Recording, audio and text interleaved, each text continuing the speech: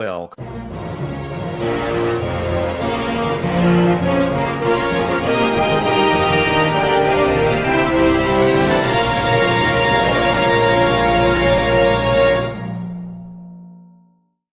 good morning, everybody. Thank you for not bailing. We were waiting on, there he is. We're just getting started here. So we were waiting on a panelist. So I was trying to get us all assembled here. But Sounds good like morning, or yeah, good morning. Those of you that are kind of our time zones. All four of us are in Central Time Zone, which is pretty cool.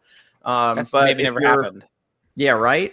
But if you're in Europe or whatever, good afternoon. If you're like I saw Derry was here, I don't know what time it is there. It's like 2 a.m. or something. So I guess good early morning.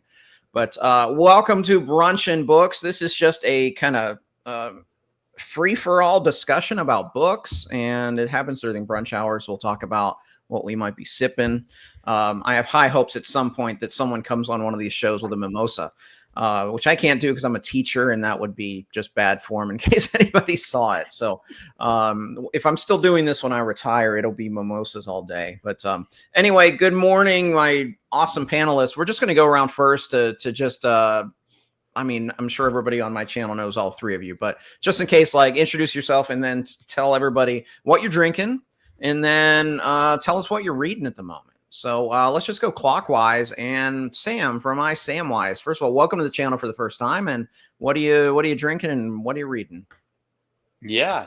I guess I should say hi to Mike because I've never officially met him before. And in the presence of BookTube royalty, one must pay your respects.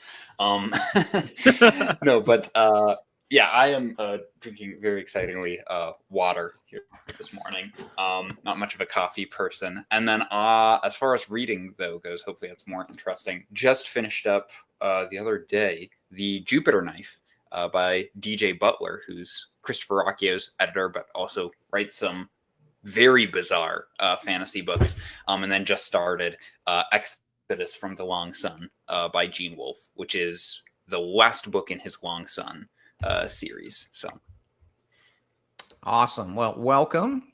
So Kyle, what are you reading and what are you drinking this morning? Hello, thanks for having me. I will join him with water here, but I also drink coffee, so I gotta. I'm not a morning person, so the little bit here, I'm just gonna be absurd.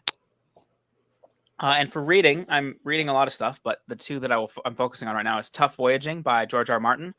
I'm trying to read all of George R. Martin's backlog of non-Song of Ice and Fire books this year.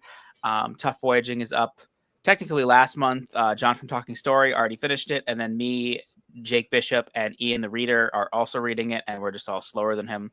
But I'm really liking it so far. It's like a collection of 4 or 5 like novellas of this guy Tough, who like is a space voyager and gets into crazy shenanigans.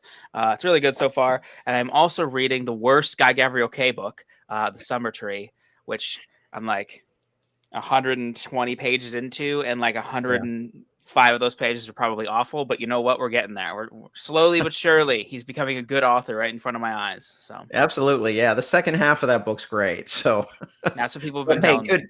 Bad K is still pretty good. I mean, I don't know. I really didn't like the beginning of this book, Josh. Like I'm not mincing words. You could tell though doesn't know what he's doing yet.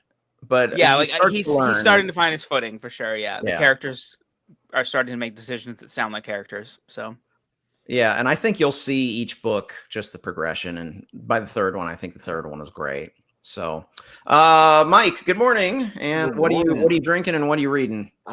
As always, my lifeblood, coffee. I will probably in about 15 minutes disappear from this camera to go get another cup because that's just how these things work.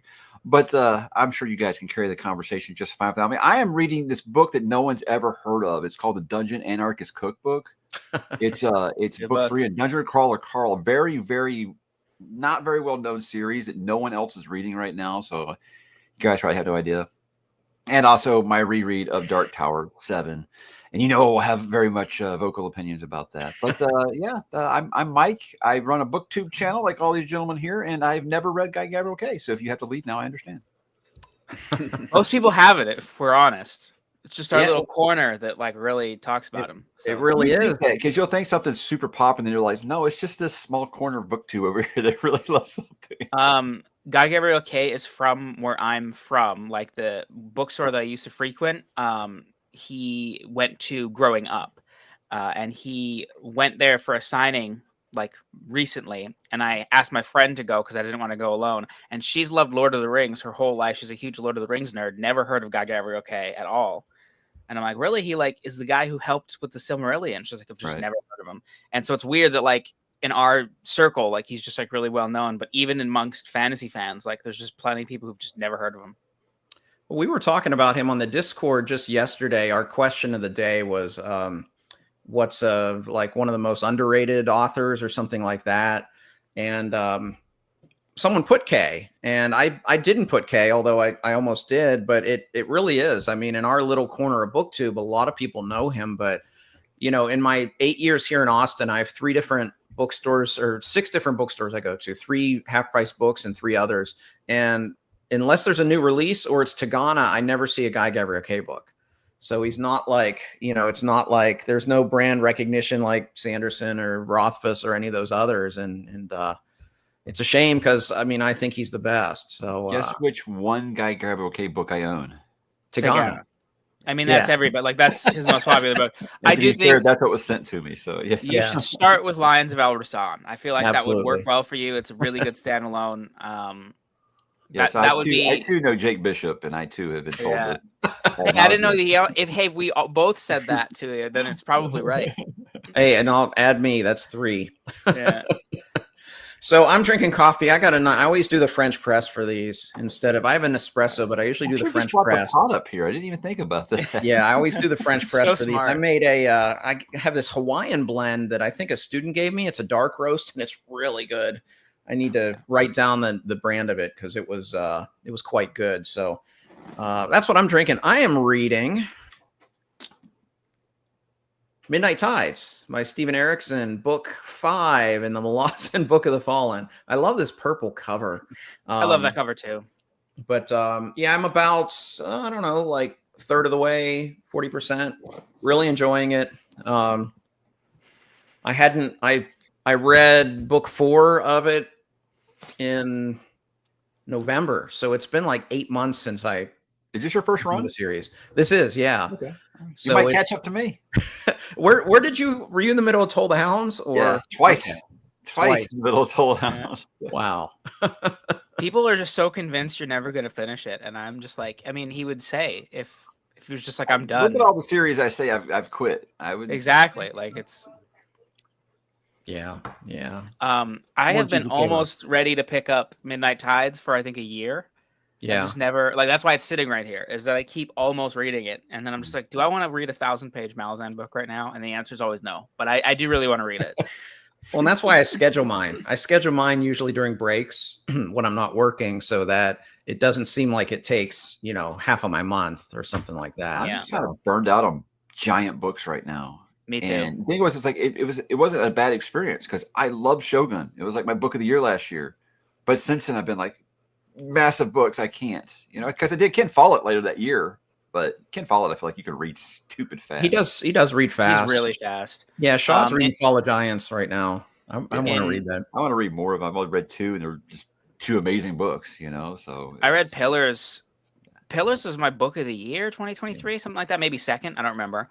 And I loved it, and I just haven't picked up more, and I have like a whole shelf of his books over there and just haven't read more. They got the Fall of Giants or whatever that series is called. Yeah. In Jimmy's Discord, people have been going nuts over the Fall of Giants trilogy, like the Century trilogy, and I've been really wanting to try it, but I haven't gotten to it.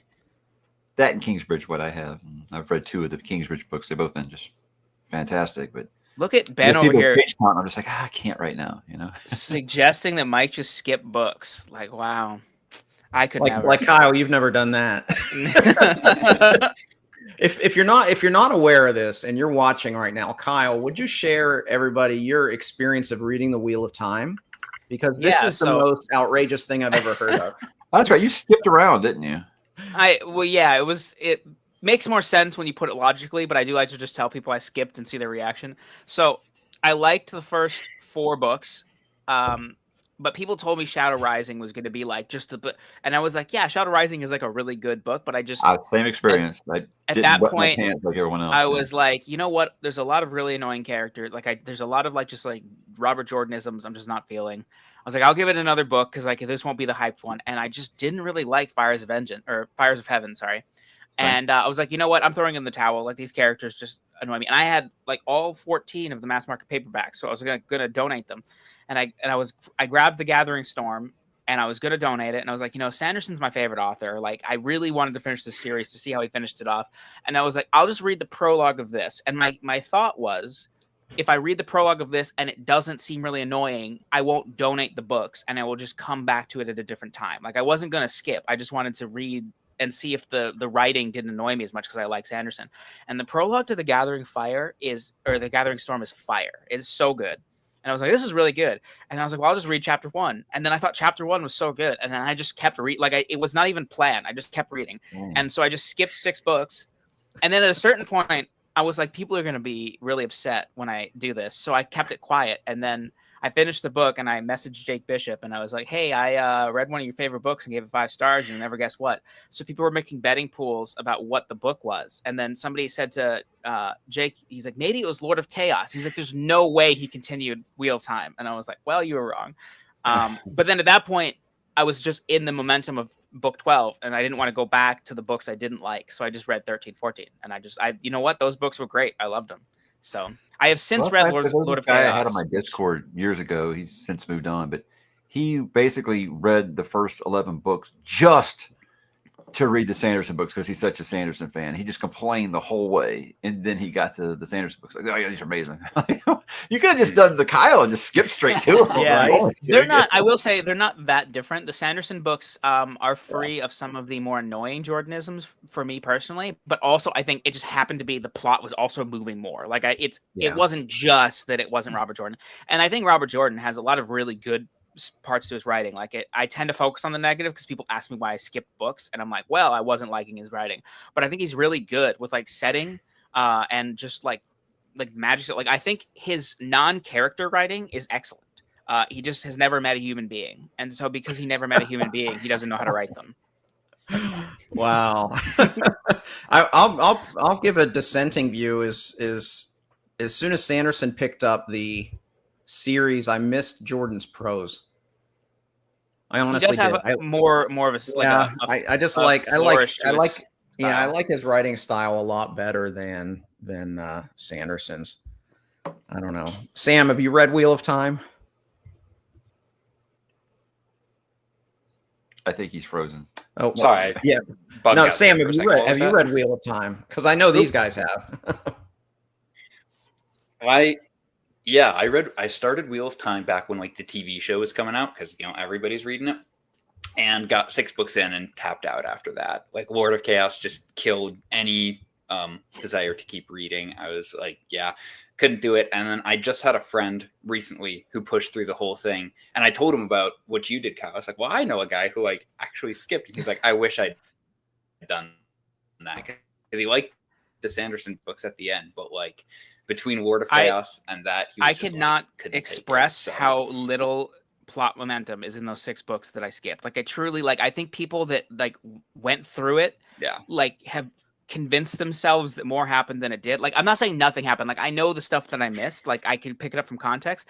But in book 12, he recaps the important stuff. Like at no point was I confused, and it was actually really more interesting because like characters like Rand would be a lot different. So I was like, okay, well, like what has happened in this meantime to make Rand so different? And then like that mystery made the book more compelling to me but like in terms of plot, like everybody was doing almost the exact same thing. Like it was absurd that I skipped 6 books and everybody was still like 20 miles from where they were before.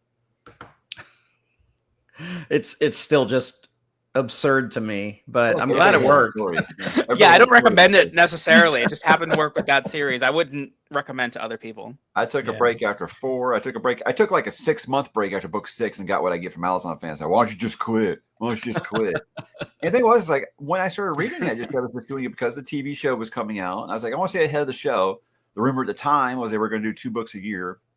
We now know they had no plan whatsoever. Yeah. Anyway, that's a different conversation. And then I just ended up just like keep going. That was right around the time I started the channel, and I just started getting so many recommendations as BookTube channels will, and that's why I didn't get back to book 7 for like 6-7 months. But then I started running through it fast because I was going to Jordan Con, and I didn't want some cosplayer to ruin the ending for me or something. And then it got canceled, because of the virus not being named, like 3 weeks before I was going. So that's why I ran. So it's not. I probably would have took about 3 years to get through that series. Crazy. My wife came with me to Dragonsteel, and she was like 200 pages into Words of Radiance, which is maybe the worst place to be when you're going to like a big Sanderson convention, because like enough to be spoiled. So like it's just terrible. And so at first I was just like, oh no, she's gonna get spoiled. But then she just would like tune out whenever people would talk about Cosmere stuff. So I don't think she really got spoiled, but I was nervous the whole time. Somebody would just walk in and be like, did you know this part and I'm like, hey, get caught up on the chat a little bit here.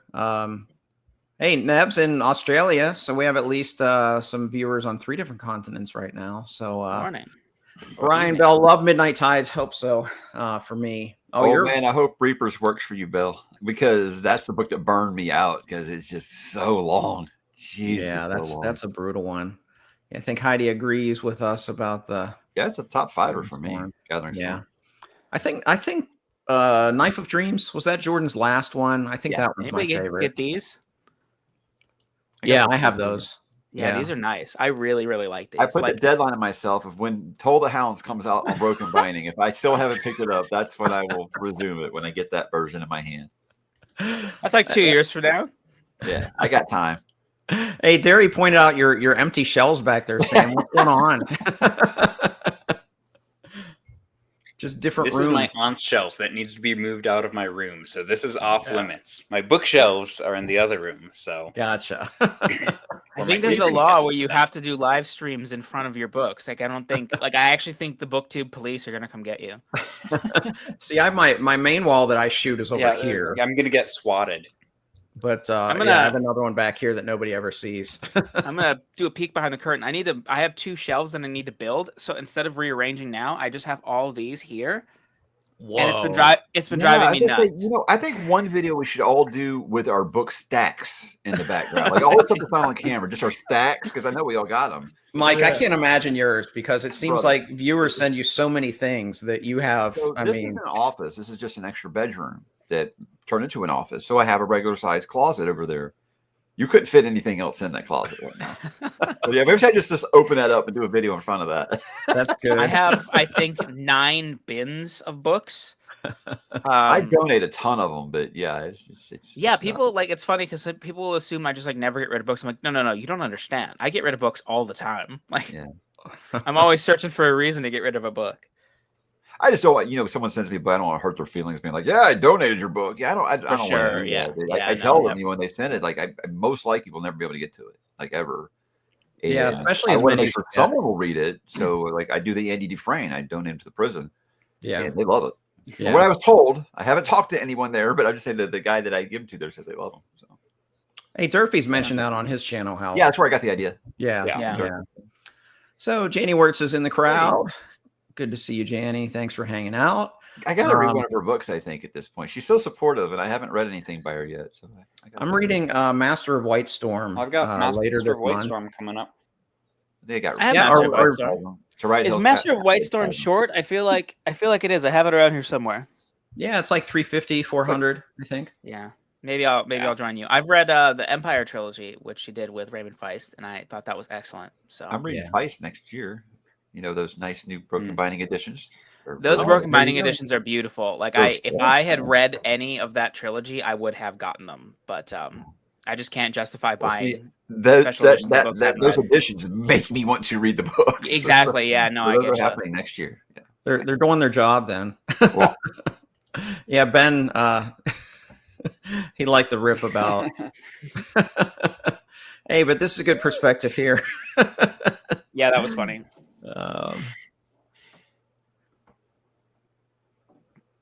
Heidi's a big fan of the series. Good morning, Dream Masters. Britton just started Gardens of the Moon, so hopefully it's going well for you. Good luck.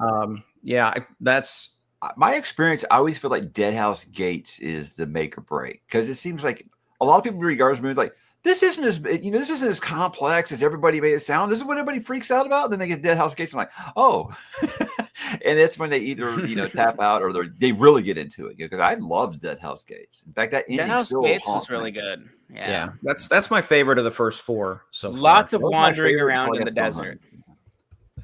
100. Yeah, that's true. So, Dream Master says don't do stack books. But yeah, donated is great, and I do the same thing. But Heidi sent you a book, Mike. It's in your closet. Empire is fantastic. Yeah, I agree. Loved it. And John agreed. John, you're here, writing. Tim.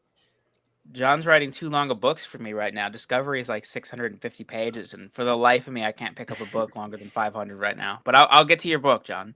Is John's book that long? Doesn't seem that Yeah, big. it's like it's about 5. Yeah. I don't have a physical. okay. read on I have Kindle. I have the John, ebook. aren't you editor, bro.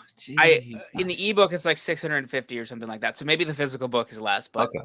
it feels big to me when I open the file. So Here we go. It's 450. oh, okay, that's actually not that bad. Okay, I can do that, John. I can do that for you. Yeah. See, Brian, this is my fear with Broken Binding, because it seems like every year I skip one and every year I sell one set, which I always recoup what I spent. So it's not a huge deal. It's just a minor inconvenience, but it's like, I don't want to quit right before, like, okay, they're going to do Sarantine Mosaic or something, Yeah, I Did you want to ever read sell those these too, ones? just because they're so nice. Yeah. The which Northern one Rat is that trilogy. now? Yeah, I The, did sell those. Yeah. Nice. I found them pretty cheap on Facebook. Somebody was selling them, I think, for below cost. And I haven't read that trilogy, but I just think those are beautiful. And like, it has Yggdrasil at the edges here, which, like, I mean, I have a tattoo of Yggdrasil, so like, I was all sold. So, but Josh originally was gonna sell these to me because he's never read the trilogy, but then I didn't have money at the time. So, don't you hate it? When yeah, Broken Binding is a I've bunch never- of FOMO all the time.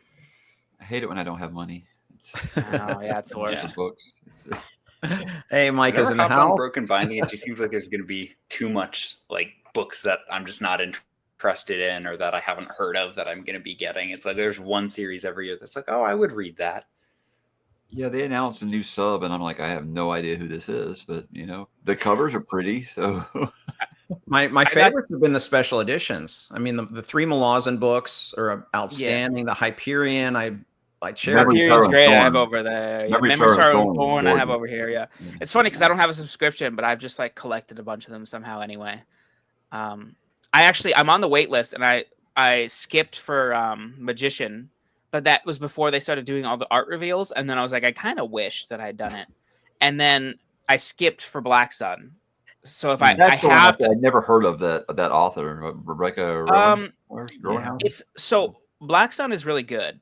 I really liked it. My wife really liked it. I've heard a lot of good things. Fevered Star, the second book, I've heard universally, like, people just thought was like a just crazy middle book syndrome, and I agree. Like, I don't even remember what happened in that book. And then I finished Mirrored Heaven, the third book, like 3 months ago, and it was okay. Like, it's a perfectly fine trilogy altogether. I think it has some interesting ideas. It's using like Native American and I think some Aztec mythology in it, so it's a different world building, but it just doesn't really come together in like a super satisfying way. So not a book series that I wanted to spend a bunch of money on. But I have to accept the Broken Binding subscription next time, or else they'll take me off the list and put me at the bottom. So Oh, is that how pressure's that on. works? Yeah, you get like once you get off the wait list, you can decline twice before losing your spot. So I've now declined twice. So next time I have to say yes, and then unless I just want to wait another 2 years or whatever. So does that like reset each year? How does that work? You get one skip. I don't think so. I've been. Oh yeah, you get one skip a year. Yeah. I think this is true here. The because I do see them, because when I sold mine, I usually sell mine like I don't try to make money off them. I just put the cost that I spent plus the eBay cut, and usually that's what it ends up being sold as. But I mean, people gouge on these special editions. Like, I was just looking through eBay, and I saw, so I have the Rockio, the Empire Silence, the Diamond Edition, and like people were selling those for like $1,600 online. I'm like, didn't I pay $100 for that? I mean, I don't remember. Yeah, I mean, scarcity creates crazy things I've like seen that. Like people some of them. selling arcs for like $3,000. I'm just like, geez. what in the? Wow. Ryan Cahill actually went on his Instagram recently, and somebody had been selling me like a Blood and Fire Broken Binding edition, and I think it went for like $2,000 on eBay or something like that. And he posted the thing that said it was sold. He's like, guys, please don't do this. Like, there's going to be other special editions. I'm doing the best I can to get you guys more. Like, I please don't spend $2,000 on this book. And I was like, that's nice of him to like say to people. That's crazy. So, hey, we are halfway through the year. So I thought it might be good to like ask some like taking stock types of questions. Like I didn't do the, like Sam, I saw you did the mid-year freak out. And Mike, I saw yesterday you did your like wrap up of the first half of the year. So let's maybe go around, just talk about some of the like taking stock partway through the year. So simple question. What's the best book that you've read in the first half of the year? So Sam, we'll just go clockwise, is always easiest. Yeah. And let me know if I'm super choppy here. I said in the private chat here, I've got a storm overhead, so if I'm super choppy, let me know and I'll try and switch up devices. I think the best book I've still read this year has been, which is a shame because I read it in January, so haven't gotten anything to but I think the best book I've read, kind of picked it up almost on a whim, and it was better than I expected. I'd never seen the movie, not much of a horror guy usually, and really, really enjoyed it. Thought it was more than just like, oh, fun, chills and thrills. Yeah, that short, scary little book is still, I think, the best thing that I've read this year. What book was it? You skipped I think we missed what you said. Yeah, you. Oh, sorry, it was The Exorcist by William Peter Blatty. So. Definitely. Exorcist is really good. Yeah. One of the best horror books ever, I think. Yeah, it's great. So I haven't even seen the movie. I thought the book was excellent. I love the movie so much. It was like the guy compared to The Godfather. It's like one of my favorite movies ever, but I never actually read the book, and I did both those in the same year. Worth it. Definitely worth it. Yeah, it's been a while, but I read the book as well. But I remember the movie too. And I think being someone who was raised as a Catholic, it's even scarier. Sure. Anything with like demons and ghosts and hauntings and stuff is really difficult for me. So I don't know if I'll watch the movie. Yeah, it's good. Cool. I read the sequel, with like the supposed sequel, Legion, after that, and was very let down by it. I was not impressed by that. Just like the movies. Like, I've heard the movies good, but like the Book of Legion, I didn't like. Okay, so Kyle, what's your favorite book so far this year? I'm gonna say 2 because mine is clearly Assassin's Fate, but I finished Assassin's Fate on January 2nd. Like I read like 920 pages of it last year. But that's like one of my favorite books of all time. So a book that I read fully this year that is my favorite book of the year is Windhaven by George R. Martin and Lisa Tuttle. It is highly underrated. I have a copy of it right here. I did a live with Bookborn and Pete and Anitha, and this book is like 380 pages. It's really, really good. You can see like how George eventually becomes the guy who writes A Song of Ice and Fire. Lisa Tuttle presumably had some influence on like how he wrote female characters in this, because Dying of the Light was not good on that end of it. But the like world building in this and the character writing and everything is just so fantastic, and I just like loved it. And I already want to reread it, and I read it like 2 months ago, so that's a good sign. And it feels like nobody has really read it. So all you George R. Martin fans looking at Mike over here, read Windhaven. I read Fever Dream. Outside of that, I've never read any That's why I did this year, because like George R. Martin's been my favorite author since I was 15, and I've never read any of his other books. And I was like, that's ridiculous. So I was like, I'm gonna like do them all in 1 year. And it's kind of amazing, because I think that's a lot more common than most other authors that people have read Song of Ice and Fire and that's it. It's also that like his other books are very different. Like, I mean, I haven't read Fever Dream or Armageddon Rag yet, but they're like in different genres. And then the rest of his stuff is all sci-fi. It also is A Song of Ice and Fire is like ridiculously popular, but I think it also wasn't helped that his other books are in different genres. Yeah, that's valid. Some of the favorite books in the chat so far looks like We got to vote for Treasure Island. I've not read that, but I do have that on the shelf. And Black Sails is on Netflix now. If you love that book, watch Black Sails right after. Basically, The first season of Black Sails is good, and then like that was the only season I had access to, and people tell me the other seasons are like way better. So I'm really excited to eventually watch it. Series. So, have you read this one yet, Kyle? Armageddon? No, Rag? that one's in August with Jimmy and I think Ian again. I'll have to check, but yeah, that's the one we're reading after Tough Voyaging. Cool. I like Ben's choice for his best book so far this year, The Long Walk. Yes, I did not know that was your book of the year, Ben. That's awesome. I love that. That's solid. So, God, Mike, where are you? Where are you halfway through the year? I gun to my head right now. It would really be a toss up because and the thing is I'm kind of like Sam. Is that it was February? You know, it sucks because I feel like I might have found my books of the year, you know, in the first quarter. But I think you'll probably appreciate this, Josh. It's a toss up, probably between Mystic River by Dennis Lehane, which was a Illuminati pick. It was amazing. It completely blew me away. And then Blackmouth by Ronald Malfi, which at this point, if you're a Stephen King fan, you're not reading Ronald Malfi, Josh. You got to make it happen. There you, Josh. But Blackmouth was just it's what I've been looking for from a modern horror author for so long. And it's just like, I finally feel like I found that guy. Now I've read like 5 or 6 of his books. I'm like, yeah, he doesn't miss for me. That's great. Really, really awesome. But that Mystic River actually had like a lot of kind of similarities. You know, something happens to these kids when they're younger and makes them these effed up adults. And you're just trying to kind of figure out the mystery of what happened and how they kind of move on with it. But yeah, I guess that's just a format that I'll never get sick of. Yeah. Mike, you have convinced me to retry Blackmouth. I listened to an audio arc like before it came out, and I didn't dislike it by any means, but it just felt so much like he was like, what if I wrote it, but not it? And I didn't super like the narrator. So I was like, this is like a fine book. Like I didn't have any problems with it. And then you've just been gushing about it, and then you got a bunch of other people to read it, and they've been gushing about it. I'm like, you know what? This deserves an eye read. Yeah, like I was like, you know what? One time I will read it with my eyes. But I do have Senseless, like his newer book, that I want to try too. So I did the arc of that one. Yeah, really good.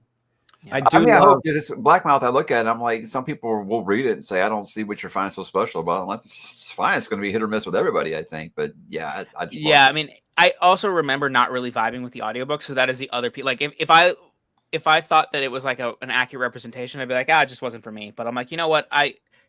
If we both really like Stephen King and we tend to agree on the Stephen King that we do really like, I'm like, all right, I will give this a shot. Yeah, and I think, Josh, I tell you, because now you're a big Stephen King guy like I am, if you're sick of reading about Holly, pick up Ronald Malfi, you know? Dude, Never Flinch is terrible. Oh, my God. Is it bad? Is it bad? Yeah. How outstanding is that cover, though? It is amazing. It's a nice cover, yeah. But, oh, my God, yeah. I was like, I just can't, Stephen. You didn't even read Holly yet, right, Mike? They're the same book. Of it. Yeah. They're the same book. They are 2 books that the king of tension and suspense somehow forgets how to write tension and suspense. And Never Flinch is worse, even just by the vein of he marketed it as, I wanted to write a whodunit. So I learned how to plot for the first time. And I'm like, I don't understand. Like, in like chapter 3, you're like, here's the villain and why they did it. I'm like, that's not what a whodunit is. Whoever like, I don't understand. Shows up again as the bad guy. Yeah. No, like you literally get POVs from the villain and like why they're doing it. And I'm like, how is this a whodunit? Like, I don't understand what you think you're doing here. I think the worst. I started my review with that. He started watching Bosch, the Michael Connelly series on Amazon, and he just became so obsessed with it. He said, I got to do that from now on. But he can't do it. That's not in his wheelhouse. I mean, yeah, and that's why it's the architect versus the gardener thing. And it was awesome. And it was like, okay, yeah, Steven, this is what you're good at, man. You're still good at this, you know. You Like a Darker is great. It reminds me of the book of Boba Fett, where like they make a show about him, and like there's a reality where somebody could have made a really good Boba Fett show. I'm not saying it was doomed, but you start watching that show, you realize this is a really cool side character, and you're destroying it by just like trying, like it's just not lead character energy. That's Holly. I think Holly's a perfectly acceptable supporting character that I really like. Great in the Bill Hawkins trilogy. Exactly. Yeah. And then like she just has no character growth in these last 2 books, and she just doesn't know how to hold. Like there's just no. I don't know what it is, but she's just not a main character to me. So right. If you're sick of that version of Stephen King, and I'm not saying Ronald Malfi's as good as Stephen King. I'm just saying it'll scratch that itch of Stephen King adjacent kind of storytelling. Yeah. And his books are all under 500 pages, except That's December a good thing that was a too. little over. Hey, let's get caught up on some of here's a great best book of the year so far. I love seeing this, Derry. My Yes, favorite Nice, Stephen Harry. King. man. Beautiful My favorite book. King too. Yeah, one of his best endings, if not his best I ending. finally did my top 10 Stephen King books, and I was surprised myself how high I had 11/22/63. Yeah, Heidi has Titus Grown. So I haven't read that, but certainly heard those are great. Micah, you're so on point with the Iliad. So on brand, I should say. But Brian's waffling. He's got Erickson, Wirtz, and Bancroft. Yeah, I was So kind he's of got a on the top fence three. about the books of Babel until Brian's response to them actually has me like a little more optimistic for him now. Yeah, and we got to Yeah, vote Ben for really Howling liked him Dark. this year too. Got to vote for Howling Dark. That's my favorite so far in the series. I'm up to book 5 right now. But say, if you all pass me on Sun Eater now, I feel like I got all these people to try it. Now everybody's passed me because I haven't read book 6 yet. Yeah, no, I just finished Ashes of Man last month. So Okay, so we're about the same. yeah.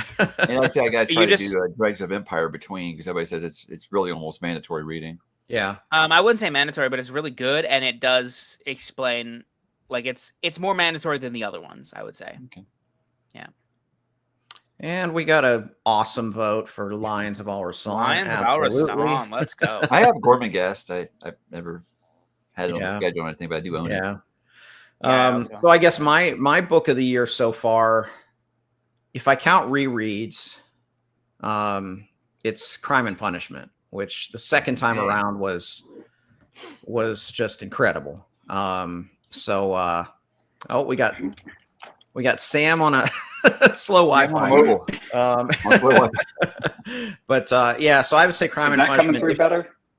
It is. It's a little pixelated, but it looks okay. Yeah, give it a second to catch up, probably. Yeah.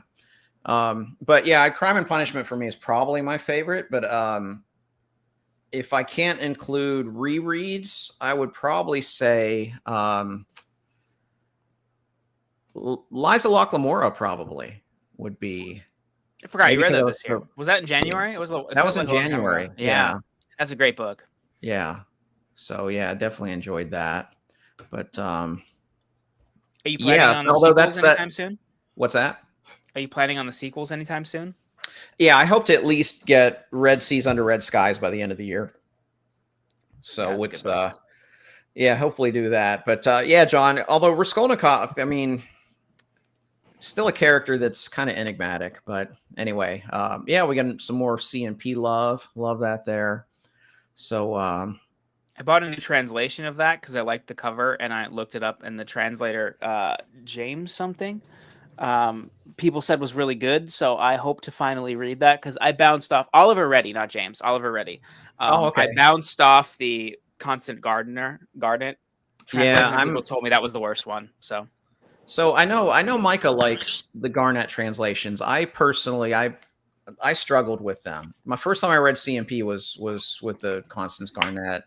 I picked this up actually 2 days ago, Hey, kind of based on your recommendation. I don't know if you've even read Anacranita, but it's the translators that you say are really good. So I was like, all right, when I do read this, I will read it from those two translators.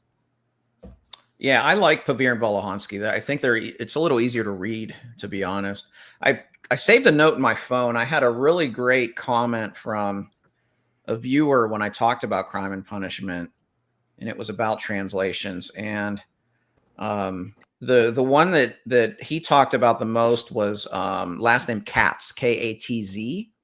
So I'm going to look at that one next because I'm going to continue to reread Crime and Punishment like every 5 years or something like that. So yeah, I knew like in my head how important translation was. Like I understand that like different translations can make a difference, but when I was in the store, I was drawn to the cover of that Oliver Reddy translation for Crime and Punishment.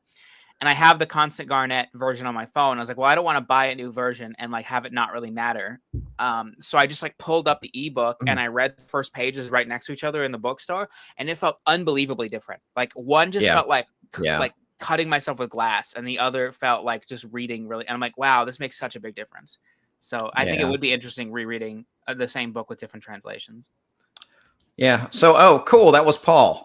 So, yeah, I literally saved your comment in my phone, just for next time I keep, buying translations and all of that. But yeah, Micah and I are polar opposites here. With What, Micah? No way. Say it ain't so. yeah, right. All right. Well, I got another Sam here. So, okay, I got one of you. Oh, we're So, doubling the Sams. we got double Sam. So I We can got take Sam that one Tarley off. and Sam Gamgee. There we go. Okay. Say something, Sam. Let's see if you're back. You got no audio. Oh no. And it's actually storming here as well, but I got a nice wired Ethernet connection that I guess unless power goes out or that goes out, I'm should be okay.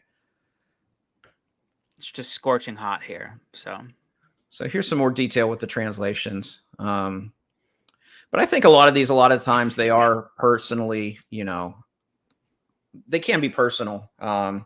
Although I'm sure like from an academic sense, they're obviously going to be more literal and things like that. But yeah, that's a translator I'll definitely look at. All right, Sam, do you have audio now? No. I hate having problems running live. When you're interviewing a multi-million book selling author and like you drop out of your own live stream and he gets to run it for you. That's not embarrassing at all. Joe did really well with that though. He didn't even miss it. Joe's awesome. He's Yeah. awesome. And I actually think it kind of makes it funnier, but it's just like I do not understand StreamYard sometimes. I'm plugged into the wall. What do you mean I have no Wi-Fi?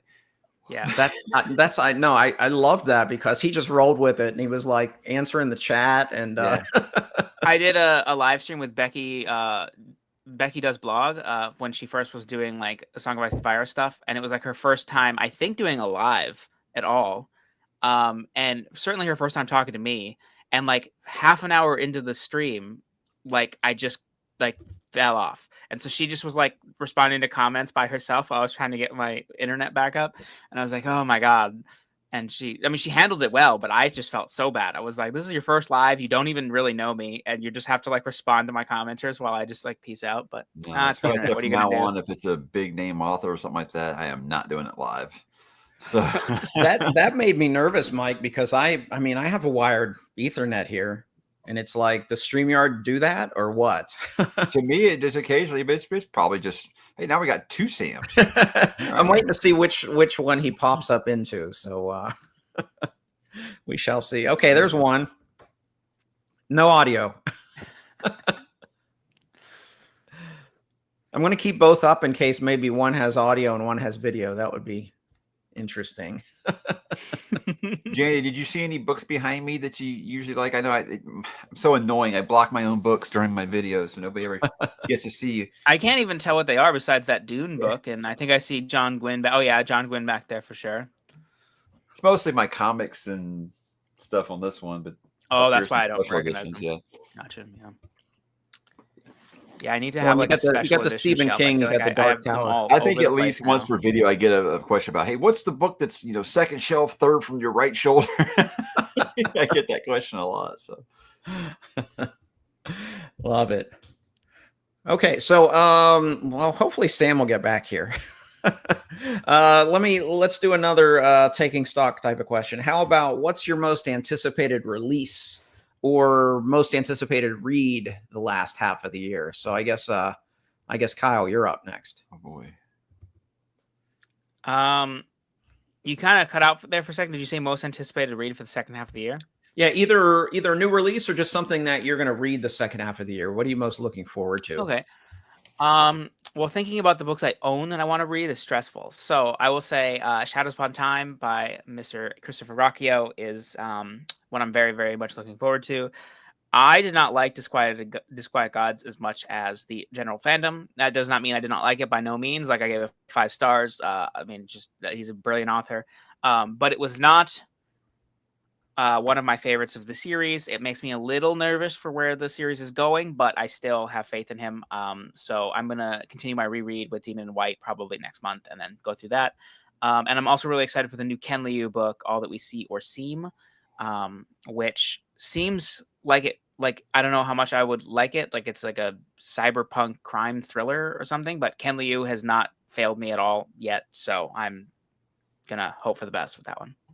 I liked and was frustrated with Grace of Kings, but we talked about that in a private Yeah, message. but like your Grace of Kings review is just so on the nose of like how so many people have like I have no surprises. Like it, even when I read it. So when I read it, I remember turning to my wife like while I was reading it and just being like, "Man, this book is like really frustrating." And I'm like, "Man, this book is really good." And then I finished the book. I was like, "I think that might have been like one of my favorite books I've ever read." She's like, "I thought you didn't like it." I'm like, "Yeah, but like it's," and it like really took time to like kind of settle in. And I waited 6 years before I continued with Wall of Storms, and then Wall of Storms blew me away. I hear you, but don't see you. Yeah, now we hear you, but don't see you. Oh, there you are. Oh, here we go. Hey, success. Hopefully that works better. Sorry, guys. Yeah, we were in Barbados. You sound good. I kept saying, this book is amazing. This book is frustrating. She's like, do you like it or not? I was like, oh, I love it. It's very aggravating. Yeah, and I will say, like, and I know I said this and other people have said it, but book 2 does get way more like on the ground with the characters. Like, I do think like the first book I loved, but I didn't feel super attached to characters besides Kuni and Mata. Book 2 has several characters that I super love. So hopefully when you do pick that up, it's better for you. Yeah, I got those beautiful broken binding editions. I can't resist them forever. All right. Well, so Mike's up next, but Sam, we're going around and talking about. Let Sam go in case this thing poops out again. Okay, good idea. Let's go to Sam. What book are you most looking forward to reading in the second half of the year? It could be a new release or just something you're looking forward to reading. I mean, it's hard not to say Shadows Upon Time, right? Everybody's passing. With that coming up, so yeah, I'm really looking forward to that. But then also, like, if we're talking about a new release, I mean, Tim Powers has a new book coming out that's like called The Mills of the Gods, and I've been reading a lot of Tim Powers this year, so I'm excited about that. This is embarrassing. I didn't know Tim Powers was still alive. Yeah. I thought he was an author from like the 60s. Like I had no idea. Like, sorry, Tim Powers, if you ever watch this. Yeah. Well, let's see here. And then I'm trying to think of anything that I've got on my shelf that I'm like super excited to read about that's coming up later this year. I don't know, I've got Aztec by Gary Jennings that I've been putting off for a while now. And I've been told it's like the Shogun, but like, about the Aztec, the fall of the Aztec. I own those. I own like 2 or 3 of those. So, yeah. So it's like, man, I need to but that's a book I think I need to buddy read with somebody so that they like hold me accountable, so I don't like read 100 pages and be like, this is too long and put it down or something. Sam, we can buddy read it early next year. How about that? There we go. Sounds good. Okay. All right. So, Mike, what are you looking forward to reading most in the last half of the year? There's several. Like, I mean, Empire of the Dawn is concluding the Empire of the Vampire trilogy. That's one, obviously.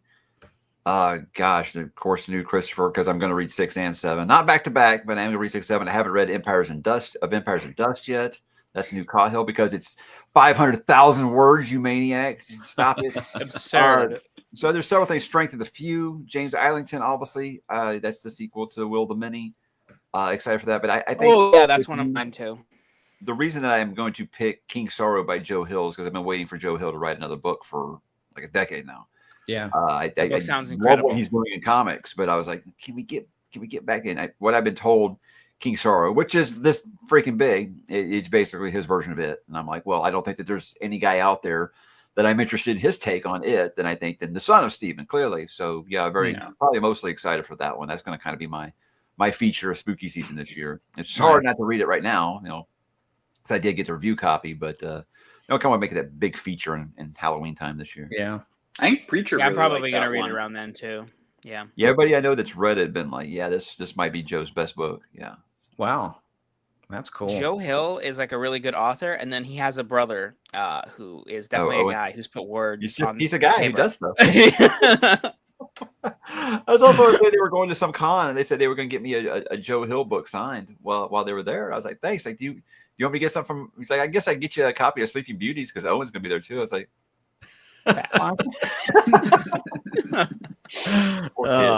he's like the one Manning brother who doesn't play football. Yeah. I read The Curator, which is his cat book, and like, look, I'm sure he's trying, but that book was garbage. It was really not good. Like, and Sleeping that Beauty was pretty miserable. yeah, and then there's Sleeping Beauty, and then he also wrote on the Stan TV show that ruined one of the best books of all time. So I was just like, you know what, Owen and I, That makes so we're much more done. sense now. I had no idea that he was involved. Yeah, he was. So there was like the showrunner, and then Owen was like the guy that like wrote the whole show with him. And I think they use that as like cred, like, oh, we have Stephen King's son. I'm like, you got the wrong son, man. Like, Yeah, that was a perfect description. It's like, hey, this is my two sons. They're both Hall of Famers, and this is my other son who's an insurance adjuster, which is a completely respectable job, Yeah.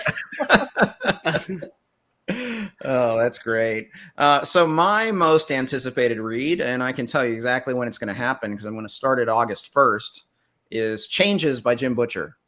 Oh, that's what I'm looking forward to reading most. Book that has stupid expectations and somehow meets them. Yeah, there's like it doesn't even. I'm never even worried about overhyping it. I'm like, nah, Bro, it'll hit. I just announced that I was going to read Dresden Files, and the number one comment was, "Wait till you get the changes."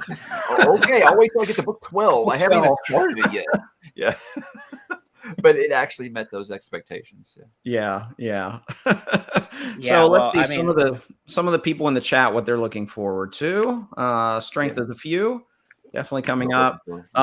Heidi, I'm not adding any epic fantasy to my plate until I finish Malazan. So no John Gwynne. 2027, he might get to that guy. Yeah, probably. I didn't realize you hadn't read any John Gwynne. I don't know why. I haven't. Yeah, don't tell the Gwynne brothers. So some Gorman Gas there. We got some Gale Song 3 novellas. Her books are so beautiful. I got them right up here in the corner. They're good. I like them a lot. I haven't read them yet. Yeah. Shout outs up to Kingdoms of Death. Yeah, you say that now. Yeah. Make sure you're in a good place. I had funny story. Like I didn't even know. Like I'd never heard of this thing, and then it came out. So like, what is one of you know? What's the deal with Isle the Emberbar? So he did the Words of Radiance Kickstarter, which is right over here. Very beautiful book. I'm not going to grab it. There's books on top of it. And as an add-on to that, he did a secret project again. So he did the 5th secret project, which is Isles of the Emberdark. He initially, so that would have been announced last year when that Kickstarter, it would have been like a year ago, before Wind and Truth came out, anything like that. And then he initially said that the book was going to come out like in November. So people, I think, were just anticipating end of the year kind of thing. It's why there was really no chatter about it. Like even like big Cosmere fans thought it wasn't going to come till the end of the year. Like I wasn't anticipating it at all. And then like mid-June, he was like, well, actually the printers were early, so we're shipping them out starting July 1st, so you can have the ebook starting July 1st. So it basically came out of nowhere that we got it early. And I know a lot of people want to wait until their nice, pretty edition ships, but I just don't have any willpower, so I started it. It is late stage Cosmere, lots of crossovers and connections.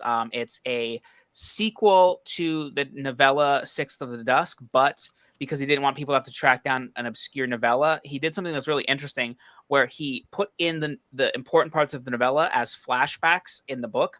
And he tweaked them slightly to like be more consistent with the lore that he wanted in the Cosmere for that planet and character and stuff. But he says like in the intro, he's like, if you've read Sixth of the Dusk and you don't want to read these flashbacks, you can just skip them. But if you need a refresher or you've never read Sixth of the Dusk, like they're there for context.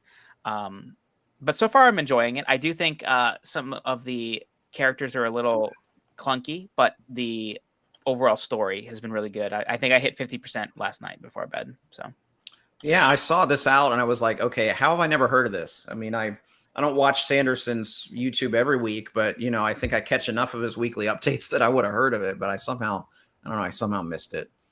So I have the 4 secret projects. I've read 3 of the 4. I still need to read I just forgot Wind and Truth, and then Sunlit Man. I was told to read that after Wind and Truth. So I don't know that I agree, but it doesn't matter. Like you can do it whenever. Like it's good either way. Because I want to read. You just get different aspects of the story different. It's like a beautiful edition. So What I would say if I was to argue, because I can argue either side. If I was to argue to read it first, I would say that Sanderson wrote it first with the intention of it to be a tease for Wind and Truth.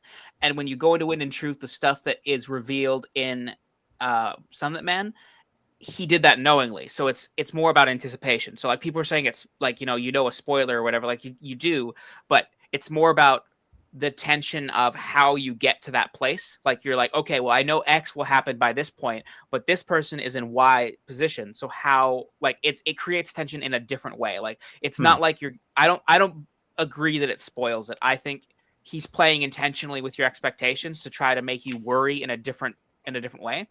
And then the pro to read Sunlit Man after is that you just have no idea where any character in any book anywhere is going. So you can just read it as no hints, which is nice, but I will say there's 1,000 characters in Stormlight. So there's still 990 something that you don't have any idea where they go. And there's just like, you know what I mean? So it's like, it just creates tension a different way. And Sunlit Man's good. So.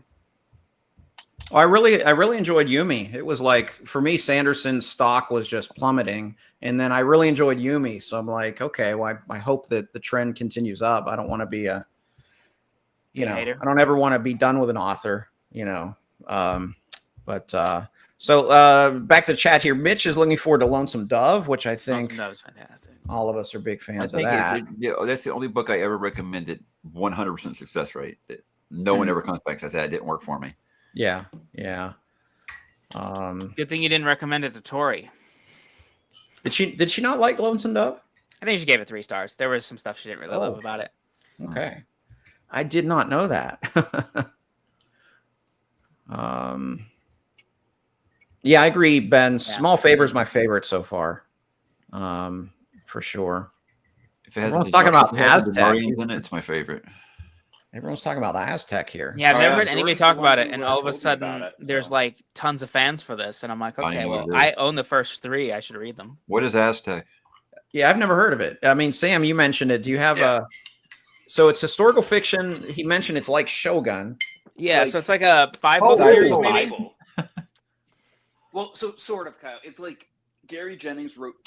I think he originally wrote this just as a book, and then he wrote a sequel to it, and then he passed, and people like ghost authors have written like another like 4 or 5 after it, which I have yet to hear a single person who has said that any of the ghost written ones are good. I didn't know it was a situation like that. Yeah, but like the setup of Aztec is the who is it? Is it the? I'm trying to remember my history now. Is it the Spanish have come through, and they're trying to? I think it's the Spanish king wants to get an idea of what this empire is like that they've just conquered, and so they find a like this one individual who either speaks their language or one of the native Aztec people, and he basically recounts his story. So sort of got that framing device like Sun Eater or Name of the Wind has to it. And it's the good Catholic monks writing this like scandalous tale of adventure and being like slightly horrified throughout it, at least as Jordan said it, back to the king. And so, yeah, it's apparently like Shogun in terms of the scale of it, but I haven't read Shogun, so I can't speak to that. But Jordan has a great video on it and pitched it really well. And I was like, oh, that sounds really interesting. And I think, I don't know if you guys watch Steve Donahue at all, but he said that that Gary Jennings is like one of the best historical fiction authors ever. And I suspect he's not as well known just because there's no audiobooks for his stuff, but I don't know that for sure. Well, I just wrote it down. That might be something to look into. I mean, I do love epic length historical fiction when it's done well. These two hear no audiobook and they're fine. And I hear no audiobook and I'm like, maybe 2031 for me. yeah, same.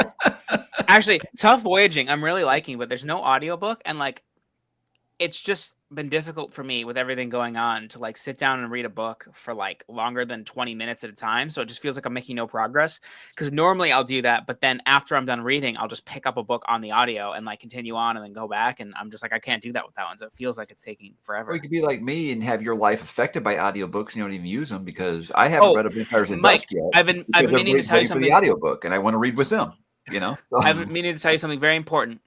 you got to be listening to the audiobooks for Dungeon Crawler Horror, man. You can't read the man. books.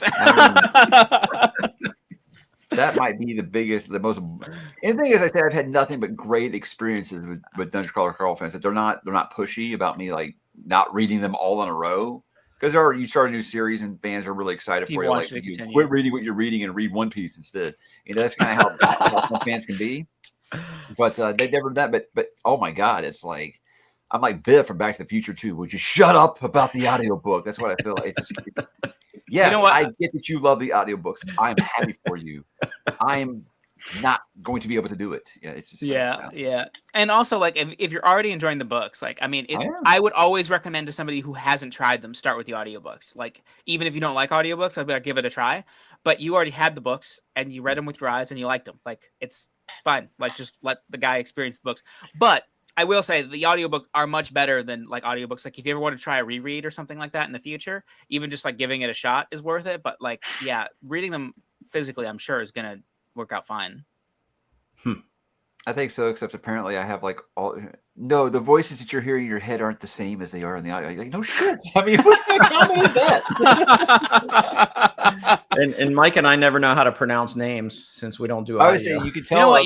You can. I think you can do Princess Donut, Josh. Like I think you're good. Like I would say you can tell who listens to an audiobook because if they can't spell the names, then they then they listen to an audiobook. If they can't say the names right, they read it. Yes, I have a friend that she does that, and she'll text me questions about like all these epic and of course epic fantasy names are always not normal and like, okay, what's she trying to tell? Who is this? Who is this trying to be? Probably the worst is I was going through the Second Apocalypse books earlier this year. My God, you can't do those on audio. It worked just fine on audio for me. But I was trying to talk to like Slay about stuff, and I'm like, Nayer with a G at the front with a K. Like, how do I spell this guy's name? You know, like half the names there, I'm like, I did audio for The Darkness That Comes Before too, but like with immersion reading. And my only criticism of that book is just that like the names will not stay in my brain. Like apart from like Callus, like I just couldn't. Ridiculous. Like there's like Binbor, and I'm like, what? Like this is insane. And I know they're like probably inspired. Like it's just my brain. Like when Mike was talking about Dandelion Dynasty and like the Asian names, I grew up playing like Dynasty Warriors and like reading Chinese history and stuff. So like that's perfectly fine for me. But I've never had any access or like to any names of this kind, and it just I have an Instagram post from when I was reading Darkness Comes Before, and I first got to Nayer Erskiotha, and I was like, all right, crap, Baker. And it's like one of the most liked Instagram posts. What the hell is this? Like I'm reading the Silmarillion. What is this? And then I ended up like loving that book. So I felt that in Memory, Sorrow, and Thorn with some of the dude. If it was the apostrophe names, I just glazed right over. Yeah, same way. Like I don't know how I can have a discussion about this. It's like the fake elves world, whatever that name is. Yeah, I was like, I think that the apostrophe button was stuck on Tad's typewriter in the 90s when he was writing, because there's no way he meant to put 4 apostrophes in one name. That's crazy. That's good. Some more anticipated reads. Memory, Sorrow, and Thorn. What was that? I say that as someone who loves Memory, Sorrow, and Thorn. Yeah, I hated the second book, but I liked the series a lot. So Ben's also on Team Shadows Upon Time. Britain. I don't know any of these books. Brief History of Seven Killings is Marlon James. I was going to say. Okay, gotcha. I think that's from the Black Leopard Red Wolf guy. Yeah. Mitch has a good point. Like, is it a secret project if you announce it well ahead of time and then? Well, it was a secret project when he announced it. Like he didn't, he wrote it in secret, so that makes it the secret project. I forgot about this coming out. This I guess short fiction anthology. I did not forget about this. I'm very excited for it. So when is this coming out? And do you know any of the authors August, that are attached? Yeah, the authors are there's a lot of them. The End of the World it's called The End of the World as We Know It. The End of the World as We Know It. I'll try to pull up a list, but it's like a who's who of like current horror authors. Okay. Ronald Malfi and it's like on there. Yeah, no Ronald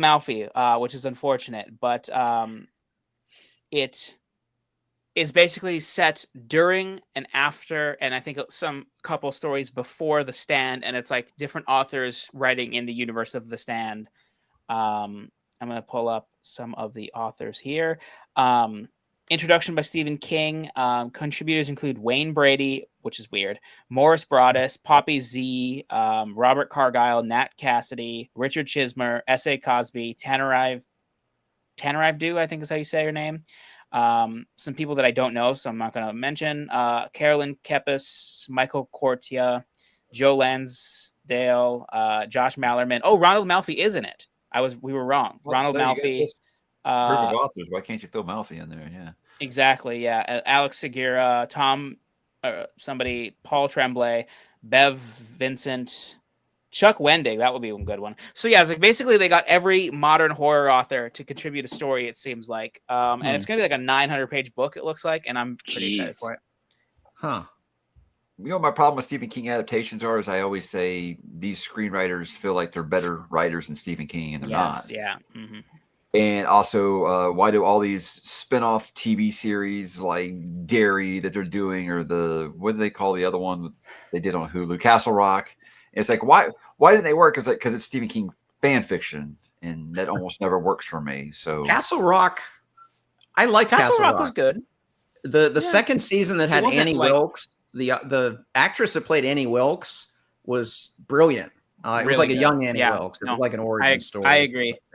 And I thought it was interesting how they like merge different Castle Rock stories together, kind of like it isn't going to reach the heights of Stephen King, but I thought for what they were trying to do, it was perfectly enjoyable. But that's my example of why I'm not. No, I would be excited if Stephen King wrote a sequel to The Stand or stories within The Stand. But everybody else, I don't know. I'm not saying I would hate it. I mean, I'm sure I'm excited for it. I'll take it over. I'm sure some of those stories aren't going to be good, but especially maybe I'm just like a browbeaten Star Wars fan now. We're like, hey, everything you loved about Star Wars, we're going to write a story now and say why that actually sucked and why that wasn't actually the case. And so I'm like, okay, so we can write a book about The Stand and why all the things I loved about The Stand actually sucked, and this is better. We're fixing it. You got to watch Andor, Mike. Andor is the best Star Wars since the original. Yeah, Andor like that. I hear that more than I hear you need to listen to the audiobooks of Dungeon Crawler Carl. I know, but you know what? unlike audiobook gatekeepers, what I'm saying is true. But Kyle, here's my thing. It's like, okay, well, if your spouse beats you 9 out of 10 days, should you go ahead and forgive them for that? Because that one day they were really good. That's where I got to with Disney Star Wars. Like, but you can just watch shit in my mouth, and not anything else. Shit in my mouth for like 3 years. Yeah, but there's no shitting in the mouth. Mignon. The shit is on the floor in another room. Actually, make filet mignon. I don't care. But I'm glad people like it. So Mike, if you're like these writers think they're better than Stephen King, don't mess it up. Like, would you say the same if like Mike Flanagan was going to change the Song of Susanna part of? Oh no, I want him to fix the Song of Susanna. That's what most Stephen King adaptation. I'm like, hey, don't change anything. But I'm like, but Mike, did you change books 6 and 7? Yeah. Mike Flanagan also has earned our trust. Yeah, he's earned my trust. Yeah, no doubt. And I haven't seen Life of Chuck yet, but I'm still just kind of completely amazed that he adapted that story, because when I read that short story, I wasn't like, yeah, this needs to be adapted. So same. Yeah. But Flanagan, I actually kind of forget it. Like I plan to reread the novella before I see the movie. Look, we got 2 Stephen King adaptations coming. There were, I guess 3, you count Life of Chuck, but we got Long Walk, we got Running Man. Running Man. Give me one of these 3 being really good. I'm betting on Flanagan. Yeah. I also think that the Long Walk movie is going to be really good, but I'm biased because it was filmed near me and I auditioned for the movie, and I'm going to be gunning for the guy who has my 4-line part that I didn't get, because he better knock it out of the park. Nobody else in the theater is gonna care about this guy who comes in for one scene and has 4 lines, but I'm gonna be like, I could have done that better. But no, one of the places they filmed was like a big park near us, and I was gonna go because Mark Hamill was there, and I really wanted to meet the man. And they closed down the whole park, like not the whole park, but you couldn't get anywhere near where they were filming. And I was like, man, so I didn't go. But yeah, that trailer looks awesome. It does. Yeah. And I like the worst when it comes to King adaptation. I like the Running Man trailer too. Well, what I say about that is like I love Yeah, the Arnold never movie. know. Don't get me wrong, I grew up with I it. do I too. think it's Yeah. great. It's not the book. I was like, this looks like No. they at least thumb through the book a little bit. I am the only red flag Yeah. I have is it is looking a little too Yeah. comedic, and I'm hoping that's just the way the trailer was cut because there are parts it's absurd. It's absurd. Edgar what's Wright going also on. kind of does that sometimes. You know, and I know I expected that with an Edgar Wright movie, but I'm like, I'm hoping it's still because you look at the trailers for like Baby Driver, that looked like a comedy, and that was a pretty serious movie. You know, so I think that with Edgar Wright, you just have to expect maybe they just cut the trailer to look like, hey, this is a good fun time at the box office. We just want you to please come to the theaters again. Here's a fun movie that's not too heavy, and then we get you in there and say, hey, go ahead now check out this serious shit. Because there's a lot of serious shit that happens in Rayman. So what I say is it looks like they at least thumbed through the book, whereas the original movie. Yeah. But I do hope they do. It looks like they might do the ending. Now it's just plain zero. They got to make a callback to that. Come on. That's like the worst Arnold line ever. Sub-Zero now, plain zero. Nobody knows that movie as well as I do, I guess. I watched it like 400 times. Like I said, Schwarzenegger was like one of the few things that me and my dad got along about. So Schwarzenegger, we watched every movie like 400 times. Did any of you guys ever see Last Night in Soho? Mm-hmm. That was, Yes. Yeah, Edgar Wright. It came out during the pandemic, so like nobody's seen it, but it's like this really atmospheric ghost movie. It's not very scary, but it's a really great ghost movie that I really like a lot. That might. I watched it in October, and it was popped up as Netflix as like a spooky movie, and I like Anya Taylor-Joy, so I was like, okay, I'm gonna watch this. And I watched like the first half, and it was not even close. There was no horror, and it's not like I'm against the horror, but I thought I was gonna watch a horror movie like 3 days before Halloween, so I paused it, and I was like, I'll come back to this later. And then like mid-October or like mid-November, I picked it up, and that's like when all the horror began. Like right when I unpaused it, I was like, oh, this is a horror movie. Okay.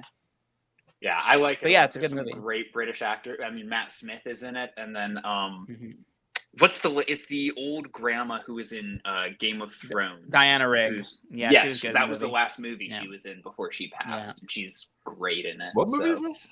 Last Night in Soho.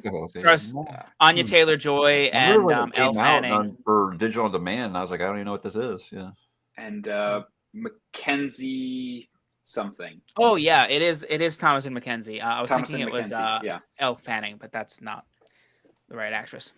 Yeah, she's a young fashion designer, moves into a flat in Soho, and as it turns out, she basically wakes up in the middle of the night and is back in the 60s, and there's ghosts, and kind of goes back and forth between the 60s and present sounds day. original. Okay, I remember those trailers. Yeah. At first, it kind of seems like she's having dreams, and then she realizes that she is re-experiencing like this era in the 60s through the lens of this one particular woman played by Anya Taylor-Joy. Yeah. It was really good. Once I actually saw the vision of the movie, I thought it was very good. It's like very Edgar Wright. Like his style is like full on in that movie. Can we touch this question that you've got up on the screen here? Good one. My wife always accuses me of saying, you think Stephen King wrote everything? Because every idea I'm like, this is just like that Stephen King book. And I'm like, well, but the Hunger Games, I always said that I feel like she took influence from several things and she was just too proud to admit it. And, good for her. She sold billions of books, so she's doing fine. Obviously, everybody always brings up Battle Royale or whatever. I didn't read that. I watched the movie. Battle Royale is but now that I watch stuff like I'm really on like a South Korea kick right now because I loved Squid Game and I loved Train to Busan, and now I've watched All of Us Are Dead. Now I'm watching Alice in Borderland, and I'm like, I got a lot of Dungeon Crawler Carl out of Alice in Borderland, where they're just basically the world basically ends and you have to play these games to keep going. And I'm like, is this just been like a popular subgenre I ever thought of? But I never thought about the Running Man kind of influencing that. I did with Hunger Games because when somebody first told me about Hunger Games, it's like, it sounds like Long Walk meets Hunger Games. Cool. I'll watch it or I'll check it out. I'll read it. So I don't know if I necessarily. I don't know enough about. It does seem like Steven's ahead of the curve on a lot of those things sometimes. All I'll say, Mike, is I don't know. The day comes when you want to pick up Book of the New Sun.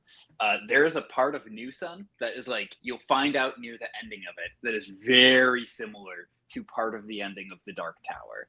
So I'm not saying it's like Stephen King. That's not a sell for him. That's not a sell. Yeah. It's not like, but there's a similar weird sci-fi thing that gets played. No, I actually like the end of Dark Tower. I just don't like most of what happens in Book 6 and 7 to get there. Yeah. Yeah, this is. I'm I glad. also like the end. I don't Heidi- really have. Yeah, I'm glad Yeah, somebody I hate told they me gave to. that reveal in the trailer. It sucks. Yeah, I'm glad somebody in the Discord mentioned that because yeah, I haven't read that one yet. I read his other 2 books, but I haven't read that one yet. And but I'll definitely read it now. Project Hail Mary is probably his best, yeah. And that's one you should try on audio, Josh, because I know you do some audio, and Yeah. you do Star Wars audiobooks, which like have sound effects, and like I mean, Project Hail Mary has sound effects. Like it is a very like it's a well produced audiobook. Hey, what do you audiobook guys think about graphic audio? Because I was getting into a conversation with this with my patrons the other day. Any of y'all ever listened? I've listened. It really depends. Graphic audio loves background music, and I think it's abhorrent. I don't understand why they've decided. Like, when I reread Warbreaker, I was gonna do the graphic audio for it, and like the background music is so loud that you can't hear the actors do the voices very often. I'm like, I don't understand why you would do this. But then I did the graphic audio for Tress, maybe? Yeah, Tress, and that one was much better. So I don't really know. Like, it's a sound mixing issue to me. But they're good. They do cut out a lot of like descriptions of dialogue. That's why I can't do it. People were complaining that they're doing Dresden Files, and it was just announced they're going to be doing some Robert McCammon books, and people were complaining about it. And I was like, look, I am in full support of it, and I was like, and I don't even listen to it because I do know some of my viewers will only do graphic audio adaptations because they love it so much. I'm like, if that gets more eyes on Tad Williams, that gets more eyes on Robert McCammon, more eyes on Dresden Files, I am in full support of this. So also, I understand it probably sounds like it don't work for everybody. That sounds way too distracting for me. I'll just watch a movie if I want all that. And if the sound issues are like that, because like I'll listen to some some YouTube channels out there, and I'm like, turn your music down, Yeah. And we've all had that editing issue before. I think we've all done that at least once, but it's. Yeah, it would be too much for me, but I am in support of graphic audio. I just prefer one reader anyway. Like I'd rather just have one voice across. Like audiobooks where they have like 2 narrators. Usually I don't love. See, I would think that different voices would help because it helps me a lot. Like I do like it. There's more of a trend now with like books with multiple narrators or multiple POVs to have multiple narrators. Not always, obviously it's a budget thing, but like you can tell when a publisher thinks a book is gonna get more of traction, they'll do one for each like POV. And I mean, even like John's book Discovery, he just announced like 6 audiobook narrators, and I do think it adds for a lot of people, but some people like Ben and Sam think that it doesn't. I don't know. Some of the Dune audiobook, I know they have like 7 different voice actors, and I think that really is a neat idea. So with the Dune one, it's also screwed up though, because like Simon Vance is like a main narrator. Yeah, that's a wild audiobook. Yeah, and then they'll go to like multiple narrators, and so sometimes. Do you know what happened with that, Sam? Because I looked it up. I've always been confused by that. Okay, so I looked this up. So they did an abridged audiobook initially, and they had different people doing every voice, and Simon Vance only did like certain people. And then when Audible got the rights for the book, or Audible, whoever did the second one, I thought it was Audible. It might not be Audible, but whoever got the second company that got the rights, they wanted to do the full unabridged recording, but they couldn't. They either couldn't or didn't want to spend the money to get all of the other actors back. So they just had Simon Vance go in and record the parts that were left out of the original book. Sure. So Simon Vance will just randomly do like bits of dialogue, like right after, like you'll get like an actor doing a line of dialogue, and then Simon Vance will do like the next line. It is so jarring. It's really weird. Yeah. I didn't know the whole thing. I just listened to clips to see what people were talking about. And I thought it was a neat idea, but now that sounds like a nightmare. Yeah, it's strange. And real quick on the graphic audio thing, it's important to realize like there are audiobook narrators that like we as people that hear people talk about stuff all the time think everybody loves. Like I love James Marsden as the Dresden Files narrator. I think he's great. That's what they were complaining about. Like nobody's going to do better than him. Like there are people who listen to 1 minute of him doing that and we're like, I just can't stand this guy's voice, and they just don't talk about it, or they just move on with their lives. And those people are wrong, but you know what? Those people deserve to have a great Dresden Files audiobook. So like, you want to hear another one of my famous audiobook comments I get when I did all the Dresden Files stuff? Hey, did you know that James Marsden does the voice acting? He was Spike on Buffy the Vampire Slayer. He's in Buffy. Did you know that? Yeah, I'm aware. So by like book 8, it was like, okay, yes, I know. Shut up. It's your first day on the track. Internet, you are the 112th person to tell me this. Kyle, what speed do you read? Your graphic, do you read those faster? Like your Well, regular? I mean, no. Like I do 3 times speed for most audiobooks, depending on shit. narrator and yeah. It just doesn't register to me. I just Yeah, well, okay, so there's a neuroscience reason why that's better, but I'll spare you. But so I usually do from 2.8 to 3 on regular audiobooks. Graphic audio, I slow way down, but comparatively. So like I would start at 2.5 and adjust from there. Lower than 2.5 for pretty much anything sounds like molasses to me. It sounds like, like in the show Dexter, where he would come up behind people and like stab them in the neck with some sort of drug, and then they'd start like, that's how I feel like every audiobook sounds below like 2.2. Like I'm just like, guys, get it together. 1.0. But you only think that 1.5. you only think that because you've never tried. You have not listened to me, Josh. Like you trust me on other reasons, but you won't trust me to get to 1.5. 3 is unreasonable. Like I would never try to convince somebody to go to 3, but I do think like 1.5 or 1.7 is a more reasonable. It sounds better. Well, for me, 1.0 is crazy. Like at 1.5, you're talking at more of like a rate of how people talk. Like if you listen to audiobook narrators They're do very it, slow. like one of the reasons why they go slow is they make less mistakes, because they're able to like go through the text and not be like rushing and tripping over their words as much. Yeah. So I actually Josh just did a mic and he dropped out of his own live stream. All right. Another reason is because when they used to record audiobooks, they like they would be for the people driving, so you couldn't adjust speeds, and so they didn't want people to not be able to hear it or understand it. So everybody started learning how to do audiobooks basically to the lowest common denominator. So like you get Michael Kramer, who is the world's slowest audiobook narrator, and he's like, I can't. Kelsier went. And I'm like, can we move this along, Michael? Like, Jesus. I avoid audiobooks that Michael Kramer reads. He's not my thing. 3 times speed is why Kyle has such bad takes. He didn't hear half the book. That's so good. I love hearing why I have bad takes. So those make me laugh. That's good. Yeah. Yeah, and Ian does fast too, so I don't know. Also, Ian has been reading Tough Voyaging for a month, and he's like, I might have to drop out of this buddy read. And I'm like, why, Ian? And he's like, I can only read like 2 pages a day physically. And I'm like, well, you got to get good. I don't know what to tell you. Kyle, are you guys doing Hunter's Run, the book George wrote with Daniel Abraham? So and one I have guy? it, and I plan to. I want to ask Alan to read it because Alan loves Daniel Abraham.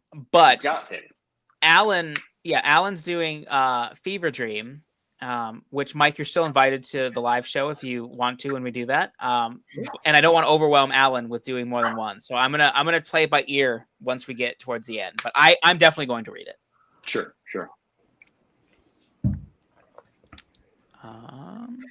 Yeah, John finished this book like a long time ago. Like he just like powered through it on like June 2nd, and I'm like, dude. Like...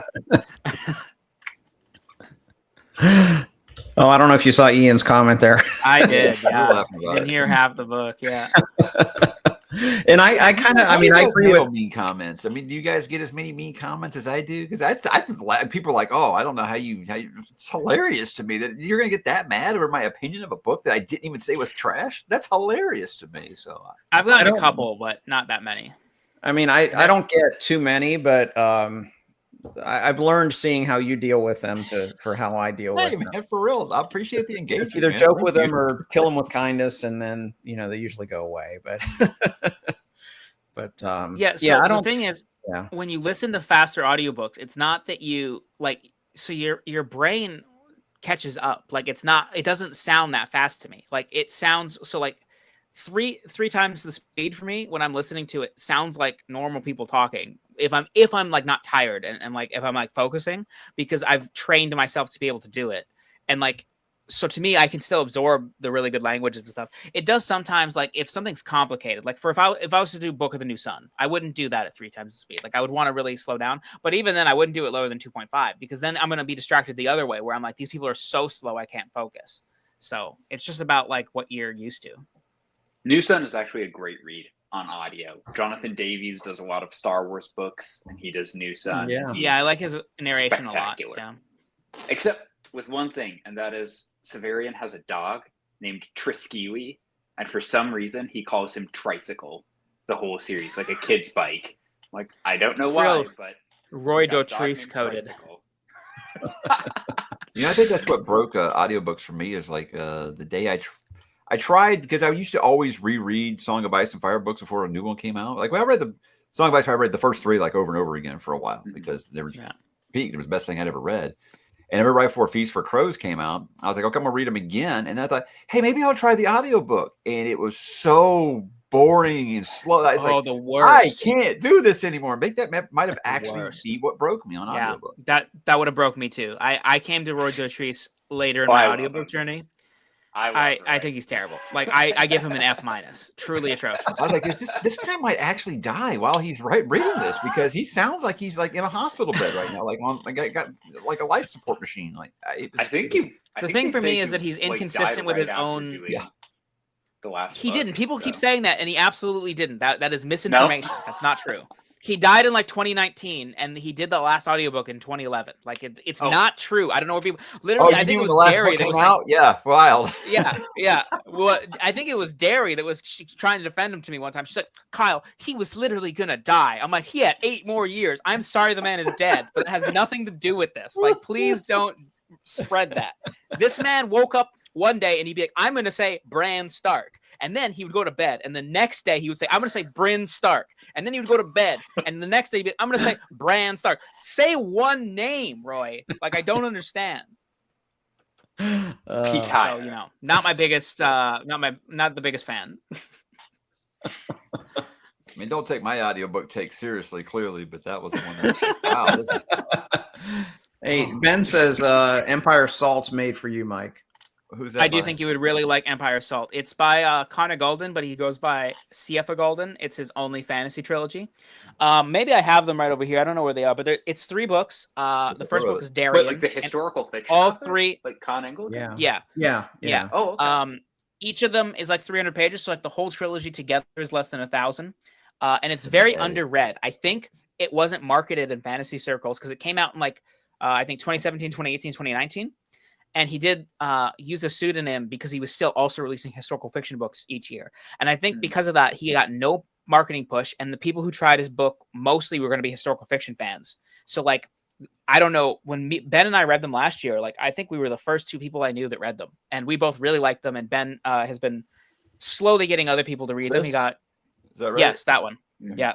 I thought it felt really fresh. What Ben said, I'll give him credit for the one that said this, but I agree, is that it felt like a historical fiction author who had been reading fantasy his whole life and finally felt like he was able to take the reins off like sticking to history and like what actually happened and was just able to like be fresh about stuff. Really, really fun reads. And I feel like they build off each other really well. If your TBR is not, longer than you are tall, are you even doing it right? Right. Exactly. And it's interesting, the little change of the name, because like I've seen other books it wasn't CF, it was Connor, right? Like Ian Banks does that, right? Because he has like Ian Banks books, and then he has Ian M. Banks books, which some of them are like sci-fi or something. I think there's something with that.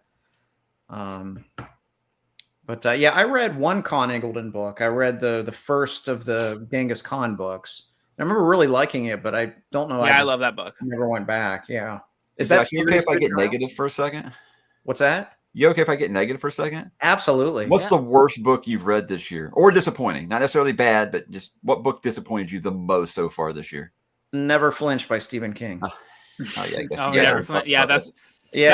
have high too. expectations for it, though. Yeah. No, it's. I mean, I didn't either, but it was my wrap up's coming out tomorrow actually, and I had to I started railing into it, and then I just said, okay, I could do this for 10 or 20 minutes, so I'm just going to be short, and I just summed it up with in his afterword, he basically says, I gave the book to my wife, and she was like, nope, and then I went back and rewrote it and figured it was good enough, and gave it to his publisher. He said he wasn't happy with it, but it was good enough. And I just said, it's not good enough. Someone said that in the afterword that he was like basically calling himself out for not being at the top of his game anymore or something. Is that true? It's kind of like that. I mean, I didn't read the afterword that way, I never expected him to be putting out this many books at that age, honestly. So I'm looking through my books right now. one that I just finished, and is The Bluest Eye by Toni Morrison. Now here's the thing. So Jimmy Nuts, gentleman, a scholar, did one review for a book in the last, like, I don't know, 2 years, whatever, and it was The Bluest Eye by Toni Morrison. And I've always wanted to read Toni Morrison, and it was a short book. And I listened to it. Now I just lost my rabbit this week, and so I'm very, very depressed right now. And I was not prepared for that book. Like it is a horrific book. Terrible things happened. But it just felt like constant misery. And I was like excited because I've been wanting to read Toni Morrison for a long time. And like people were telling me that there's I looked at Goodreads, all my Goodreads friends that had read The Bluest Eye were giving it 5 stars. Like, this is one of the most remarkable books. So many thought-provoking quotes. And I just thought it was just like constant misery. And I had one of the most disturbing scenes in it that I've ever read. I didn't get anything out of it that was like a meaningful examination of things, but I did do the audio, and I also am in a bad headspace right now. So I think it was the wrong time for me to read the book. But that being said, that is my biggest disappointment, because I was actually expecting it to be like spectacular, and it just like didn't work for me at all. Thank you, Ian. Yeah, Mike, what's your do you have a most disappointed book? Rivers of London by Ben Ritovich. Oh yeah, I remember you talking about that. Yeah. Holy hell! I was like, I never felt like more like a pasty old American reading this, because this lingo just makes no sense to me. And just I thought the main character was kind of a creeper. Like, all he's talking about is like getting in his partner's trousers all the time. I was like, geez, people think good old dresses way too horny. Like, it's like, dude, this is nothing. This guy is like full on like, geez, can you focus on this, like, murder that you're trying to investigate right now? Not just like always about banging your partner. It just, I don't know, just what for me. Yeah, I'm going to read more Toni Morrison. And you know what? Even in a couple of years, I might reread The Bluest Eye with distance. I just think it was a really awful time to read it, but it didn't do anything for me currently. I mean, that when you find a book, I mean, totally affects the way that definitely you perceive it. So, Sam, do you have a disappointment of a book this year? Yeah, I mean, Legion by William Peter Blatty, with how much I love The Exorcist. Was pretty disappointing. Like, everything good that The Exorcist did with like action and characters and story is just done in monologues in Legion, so I didn't love that. I don't know. I've been souring on Joe Abercrombie recently because I did not love The Devils. Boo this man! I really disliked Sharp Ends. I did not. Sharp Ends doesn't count. That doesn't even. Yeah, I've never seen The Devils. I've heard so much like about how I'm a page shill because I like The Devils. I'm like, what the fuck, really? No, I think there's a lot people have been so weird about The Devils. Like, it's really weird. Everyone's either real high or real low. The thing is, like, no, I don't mean have the a people. Negative review of The Devils. Everyone else will say, well, at least you're being honest. No one else. Yeah. Like, what the fuck? No, that's what I'm talking about. Like, people liking or hating the book. It is weird to me that, like, I've seen the amount of 1 stars that I've seen. Like, I don't understand. Like, I don't see the argument if you've liked other Joe Abercrombie books to give it 1 star, but that's totally fine. That's people's opinion. I don't like what Mike's saying. Where like people have been mad, like if people like the book, or like Mike and Patrick reviewed the book early and just like pitchforks. I'm like, that, but why does it matter? Well, like, Library of Viking and Bookborn both had middling to negative reviews on it, and all the comments were like, well, at least you're being honest, not like the other people. And I'm like, what the yeah, crazy. Like, here's my thing. I got like it's not a small book, like it's if it were just like on audio, if it were like 10 hours, like, I would have gotten through it. But I got about a third of the way in, and I'm like, at best, this is going to be a 3-star read for me, and this is working for other people. But like, after the first trilogy that he did, and I plan to get to Age of Madness, but I was like, all right, so Joe's shtick is like cynical deconstruction of your typical fantasy tropes, and in Best Served Cold and The Heroes, and I actually really liked The Heroes a lot. But I could there were it happened not like all the time, but there would be times where I could call like down to the page number when something was going to happen, because it's a fantasy trope just flipped on its head, and I'm like, and this person is going to die in an embarrassing way in 3, 2, 1. Oh, it happened. And so as soon as The Devils comes and it's like, oh, it's the long lost princess, and now we're going to set her up on a throne over here, I'm like, let me guess. This is going to be like Giselle in the original First Law trilogy. I know it's different enough, but it was similar enough that I was like, I've got something else. So I'll probably come back to it probably. I may come back to it someday, but yeah, I was just hoping it was a different type of book than what it ended up being. Well, maybe they're like writing my address wrong or something, but I haven't gotten any checks, for my fake opinion. So. I think we can start direct You deposit. should read Age of Madness next. Like that's it's 2025. Let's get into direct deposit here. Come on. Yeah, there we go. Yeah. Yeah, if I'm going to be a shill, like I want to see it. Hey, we got reading some K, Addy Random, Last Light of the Sun, Nice. little Viking tale there. Controversial take. I don't think it's controversial. I think a lot of people didn't like Hero of Ages. Is it really? Hero of Ages is like pretty commonly considered like a great ending. But I like the people who don't like the ending like to let you know about it. But I don't know. I'm sorry you didn't like it as much as the Final Empire. I thought it was better than the Final Empire, but that's my first Anderson. Yeah, I didn't realize it was divisive. Well, hey, let's flip that question the other way. What's maybe your most pleasant surprise of the year? Pleasant surprise. I Who Have Never Known Men by Jacqueline Hartman, I think. I picked that up exclusively because everybody that's not in our circle, well, now kind of in our circle now, but like just like lit ficky people and like just people in the world that I knew were reading it. And it was like a 6-hour audiobook. And I'm just like, I'm probably going to not really like this that much and be like, I don't see what all the fuss is about. And that book is phenomenal. I listened to it I listened to it. I was getting ready for bed. So I listened to like the first 10 minutes. But then after that, I just listened to the whole book in like one sitting. I just sat there and consumed the book.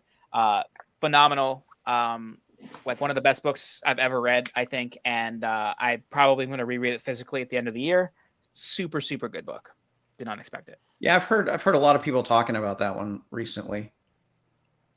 Anybody else? I'm looking through my spreadsheet to figure out what mine is. Failures by Benjamin Lyer completely blew me away. Was not expecting very much. Excited to read that. And I don't see any way that Dark Tower fans won't like it. And it's not like Dark Tower.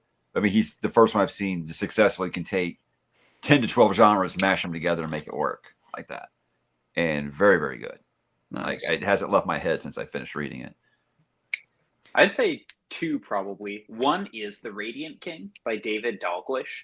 That was a new release from this year, and I picked it up just because the cover looked interesting. I saw Patrick had it in one of his like TBR videos last year. I was like, oh, that looks good. And it is like Berserk if written by Robert E. Howard. Like it is a wild book. Like I think you'd like it. I don't know. Based on the type of stuff you what's the title? I know David Dalglish. What's the title? The Radiant King. That sounds good. I tried The Blade of Faith by him, and I was like, it was kind of fine. So I haven't been super motivated to pick up other books by him, but maybe I'll try that one next. Like that's at least how I pitched it, because I kept reading this and I was like, this is Berserk. This is even like more like Berserk, but with like, at least in my mind, a Robert E. Howard edge to it. And then when I got to talk to David, he's like, oh yeah, no, that's a lot of what I was pulling from. So I liked that book a lot. That was probably the most fun I've had with a new release in a while. That's one of those authors that I haven't really heard of, and then all of a sudden I was hearing about everywhere, Yeah. And you find out he has like 15 books before. Yeah. Where were all these fans? Yeah, no, that happened to me too. I'm like, I didn't know this guy had so many books. Like, and then the Cunning Man books, I read 2 of them by DJ Butler and Aaron Michael Ritchie. Those books are weird because they're about a Mormon during the Great Depression in Utah who is like a wizard, like Harry Dresden. And so he goes around solving like everyday problems, but with very, very like folk magic. So those like bizarre books, but I think DJ Butler does some really special stuff in those. So if you like DJ Butler and RJ Barker mixed up like all the time, and KJ Parker and RJ Parker, yeah, it's like there's like 3 of them. I'm like, which one's that? Well, DJ Butler, I just associate with Rockio, but like KJ Parker, KJ Bishop, RJ Barker, all of them, I'm like, what is going on here? Yeah, right. Stop abbreviating your names, damn it. I think my biggest surprise this year was actually Isabel by Guy Gabriel Kay, which my You expectations talked were about how low. great he is. Are you really surprised at this point? No. Everybody hates Isabel. No, I think everybody Josh is hates- wrong. Oh, Having okay. read the book. Yeah. Okay. And I gave it 5 stars. I really enjoyed it. Maybe my expectations were really low, but it also has a tie into the Fiona Bar Tapestry book. So reading it right after that, I think actually helped my enjoyment of it quite a bit. But I loved it. So I know I'm in the I have minority a funny with that. story about Isabel. When I went to the signing, like I told my friend in advance that we were going to go. So she found Isabel randomly at a store. And I didn't expect her to go out and read his book first because it was in like a month. So I was like, you can just read his books after. But she found Isabel at a store and she just like read it. And she's like, I really liked it. I was like, oh, that's like commonly considered his worst book. And she was like, oh, that's good. And then she read all of Fiona Bar Tapestry since the signing, and she's like, yeah, that was like a lot better, so much better. And I was like, yeah, like that's good. And then she just started Sarantine, and she's like, oh my god, this is next Like, level. I'm like, definitely yeah, never- you've hit the stuff that's actually really good now. So she We got started some- low, worked her way up. That's If I a could way to keep do a it. second one in there. I guess I should say that Dungeon Crawler Carl was a very pleasant surprise for me. And you would say, oh, well, no, that's super popular. Yeah, but it's very divisive. And especially Yeah, with those adult fantasy snobs, which we all can be sometimes. It's one of those that, like, once you stop being a fantasy snob and give it a try, hey, you might actually really enjoy yourself. And I did. So Yeah. I was pretty confident you would like it. Yeah, I thought There was, like, as many people that thought I would love it, the same amount of people thought that ain't going to be for Yeah. you. So it's the weird. thing that I'm always unsure of, and this Josh, this goes for you too, is that people like I'm always unsure about how the like new achievement will go because the people that really hate the series, they hate the new achievement stuff. Oh, and shit, so that's the funniest part to me. The AI. yeah, so that's it the hits funniest part to different me. for people. So I don't know. I tend like I mean I like it. It's not one of my favorite parts, but I do think it's amusing. But I've seen like 20 people DNF the series or like read the first book and not really like it and just be like, yeah, I just couldn't stand all the new achievement stuff. And I'm like, well, okay. To me, well. that feels almost like when I'm reading something, it's kind of what I'm saying because maybe I just like bad language. I'm going to admit that. But it's always what I would say out loud about what they're doing. So I don't know. I find that very funny. And I like talking animal companions. It's a not miss for me when it's a talking animal companion. I So almost we got convinced my we got wife. some good ones in the chat of their best surprises. This is the one I haven't read. This one by Tori. I read her other 2 books. I think have that was the first book. 50 pages left in Cold Silver for Souls. Nice. That's the new That's one. I still haven't gotten to the first book she sent me. So And I really liked it. Yeah, I did as well. At a certain point, I'm gonna have to realize that maybe I do like westerns because like I've read a bunch of westerns over the last couple of years and liked them all. But in my head, I still don't like them. But you know what? I can add Tories to the list. See, I'm like, if it isn't Larry McMurtry, I don't know if I'll like a Western. So Philip's got a good surprise. Yeah. Right. Raven Scholar. I'm very excited to by read the way, that. Philip, I cannot touch my toes unless I'm like sitting down. I can do it. Yeah, I'm doing it right now. Yeah, let me bend my knees. I can touch my toes. I still got those youthful knees.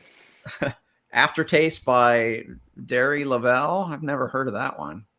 Hungry Ghosts in the Cooking World. Okay, that's not me. I'm glad you love it, Ian. Biggest surprise of the year. Oh, Count of Monte Cristo is amazing. That's the shit right there. Yeah, we got another vote for Dungeon Crawler Carl.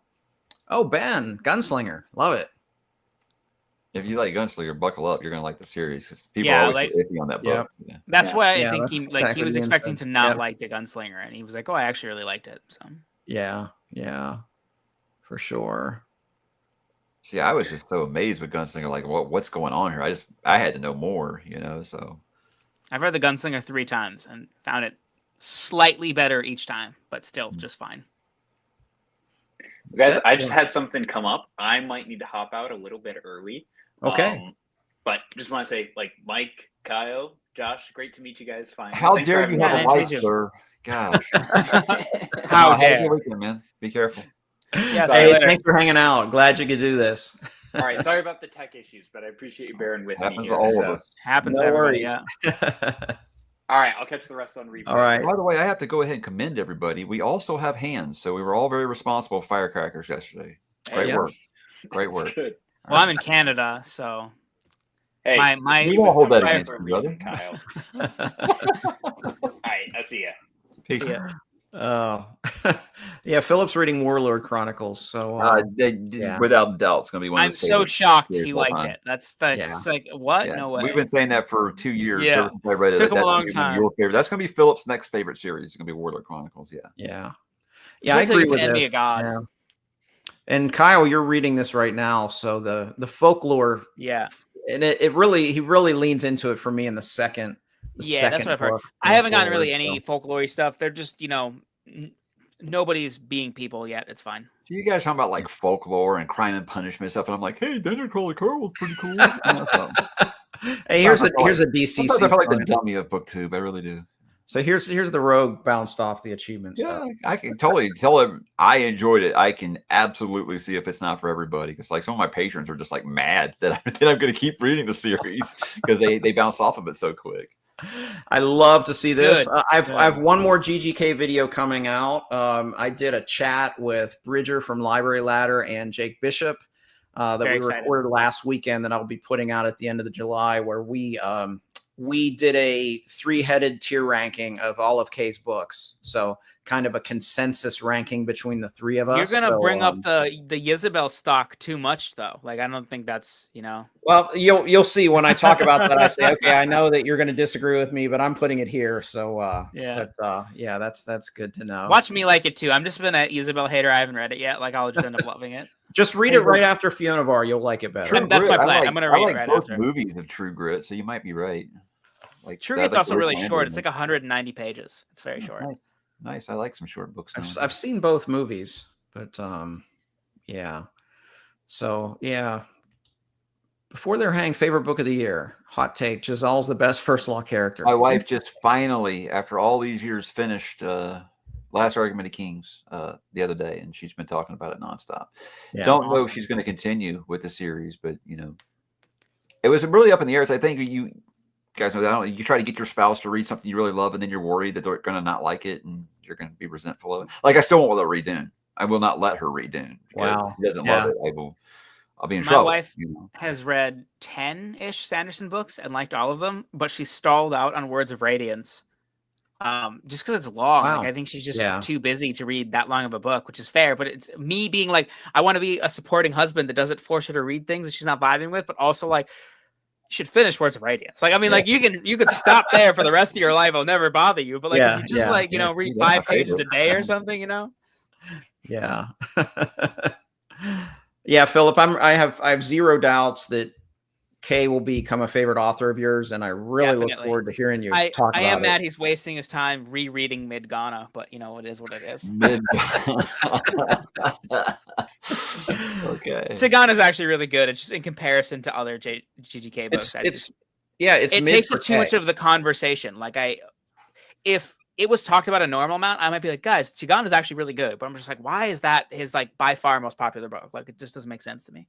Yeah, and it's kind of in the middle for me as well, like my personal ranking.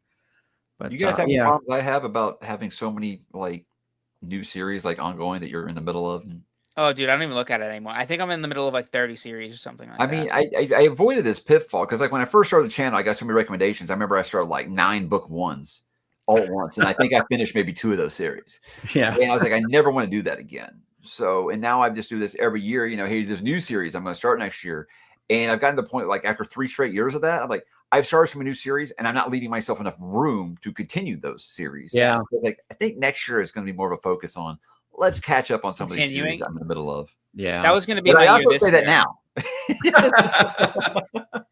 That was going to be my year this year, but I haven't been in the mood to like read longer books, and like series just tend to be long. Like the only series I've really had bandwidth to continue is Black Company, and it's because they're shorter. But I've also stalled out like on She Is the Darkness, which is like that one's still not that long. I think it's like 450 pages, but then the next 2 are like 700. So it's like I'm just like I can see, and those are I'm so close to the end, but I'm just like I don't know what it is. I just need short books right now. So it could be worse. Like you were talking about, having your spouse read your favorite book. It could be like Joe here. Wife didn't read any of the books that he wrote. I don't know. I feel like, then you can just be safe. Like, what if she hates it? Chris told me that his wife's never read his books. Yeah, that's good. No, I mean, John, when I did a video of this year, I think, I don't know.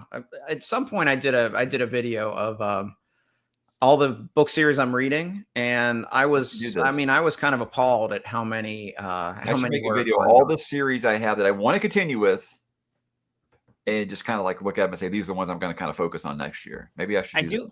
I do have a list, but the problem is I don't update the list anymore with new series. So it's like in my head, I'm like, well, I only have 25 series that I'm reading, but I know I've started like 9 that I didn't write down. So it's all about lying to yourself. See, I don't remember how many I had, but series each year, and I'm not continuing with any of them the next year. Yeah. And see, mine, I couldn't remember. I thought I had like 10 series going on. And then when I started making the list, it was like 30 or something like that. Well, to be fair, some of those is like I'm one and done. I'm probably not going back to them. Yeah. You know? Yeah. I don't count those ones. Like if it's a series that I don't want to continue, I don't like that's just done to me. Of course. Yeah. Of course. But like I'm in the middle of that Larry Correa series, the Saga of the Forgotten Warrior, and I want to continue with that. And I was like, I just really don't have any room in my schedule for it. And that's sad. I don't want to feel, completely just like held hostage because hey, I'm going to start all these new series this year, so. Yeah. I just bought the first one of those. Actually, I mean, I have like all the first 4 on Audible, but like I bought the physical of the first one. Yeah, they're good. They're good.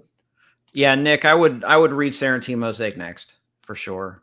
After Lions, Lions gives you a good introduction to the world, and then you need to read Sarantine Mosaic. I actually, because he said that isn't Sarantine Mosaic, I would say the next one you should read. That isn't. Oh, I didn't see that. Does he do mostly standalones? Because man, I need read standalones. They're all basically standalones. Yeah, Sarantine Mosaic and Fionavar are only like series.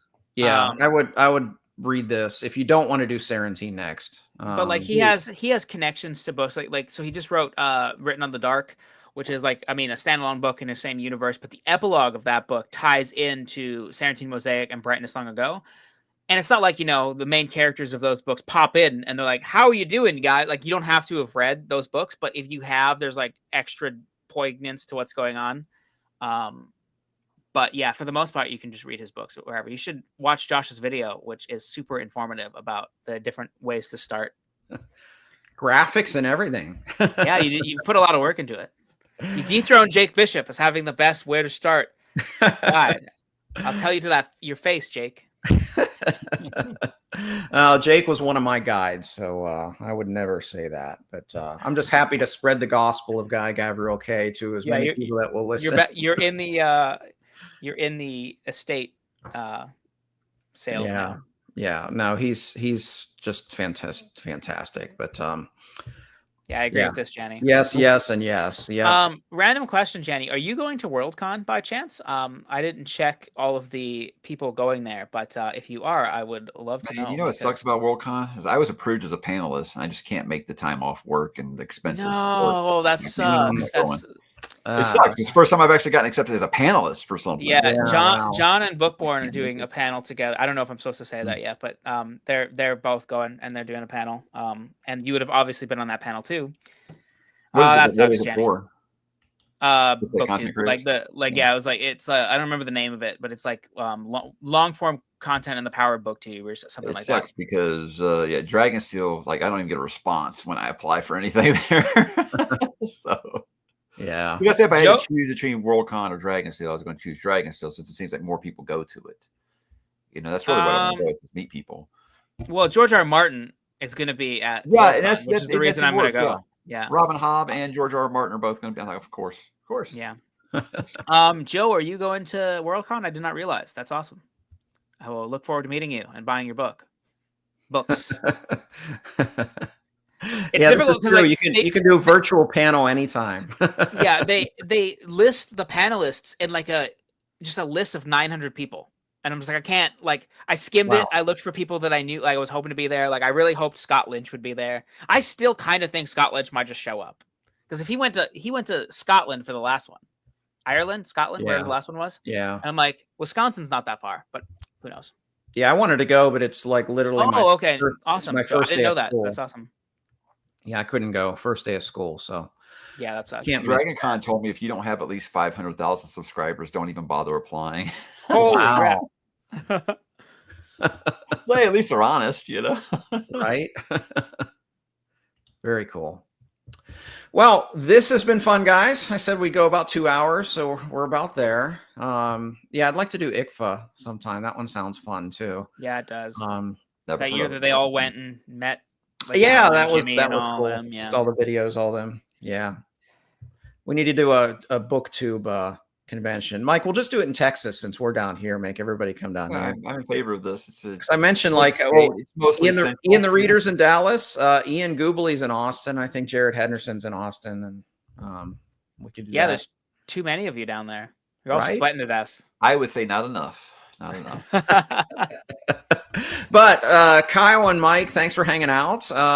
Sam left earlier, but thanks, Sam, as well. Those of you that were in the chat this morning, thanks for hanging out and just adding to the conversation. Are you going to keep the beard, Josh? You going to keep the beard? I don't know. I kind of like shirt, it. man. Yeah, I think it's suits you. There's a little more white than last time I did. Oh, this, brother. but, There's a reason I keep mine at like an eighth of an inch. Yeah. Used to be salt and pepper. It's just extra salt now. Yeah, we need to do a booktube.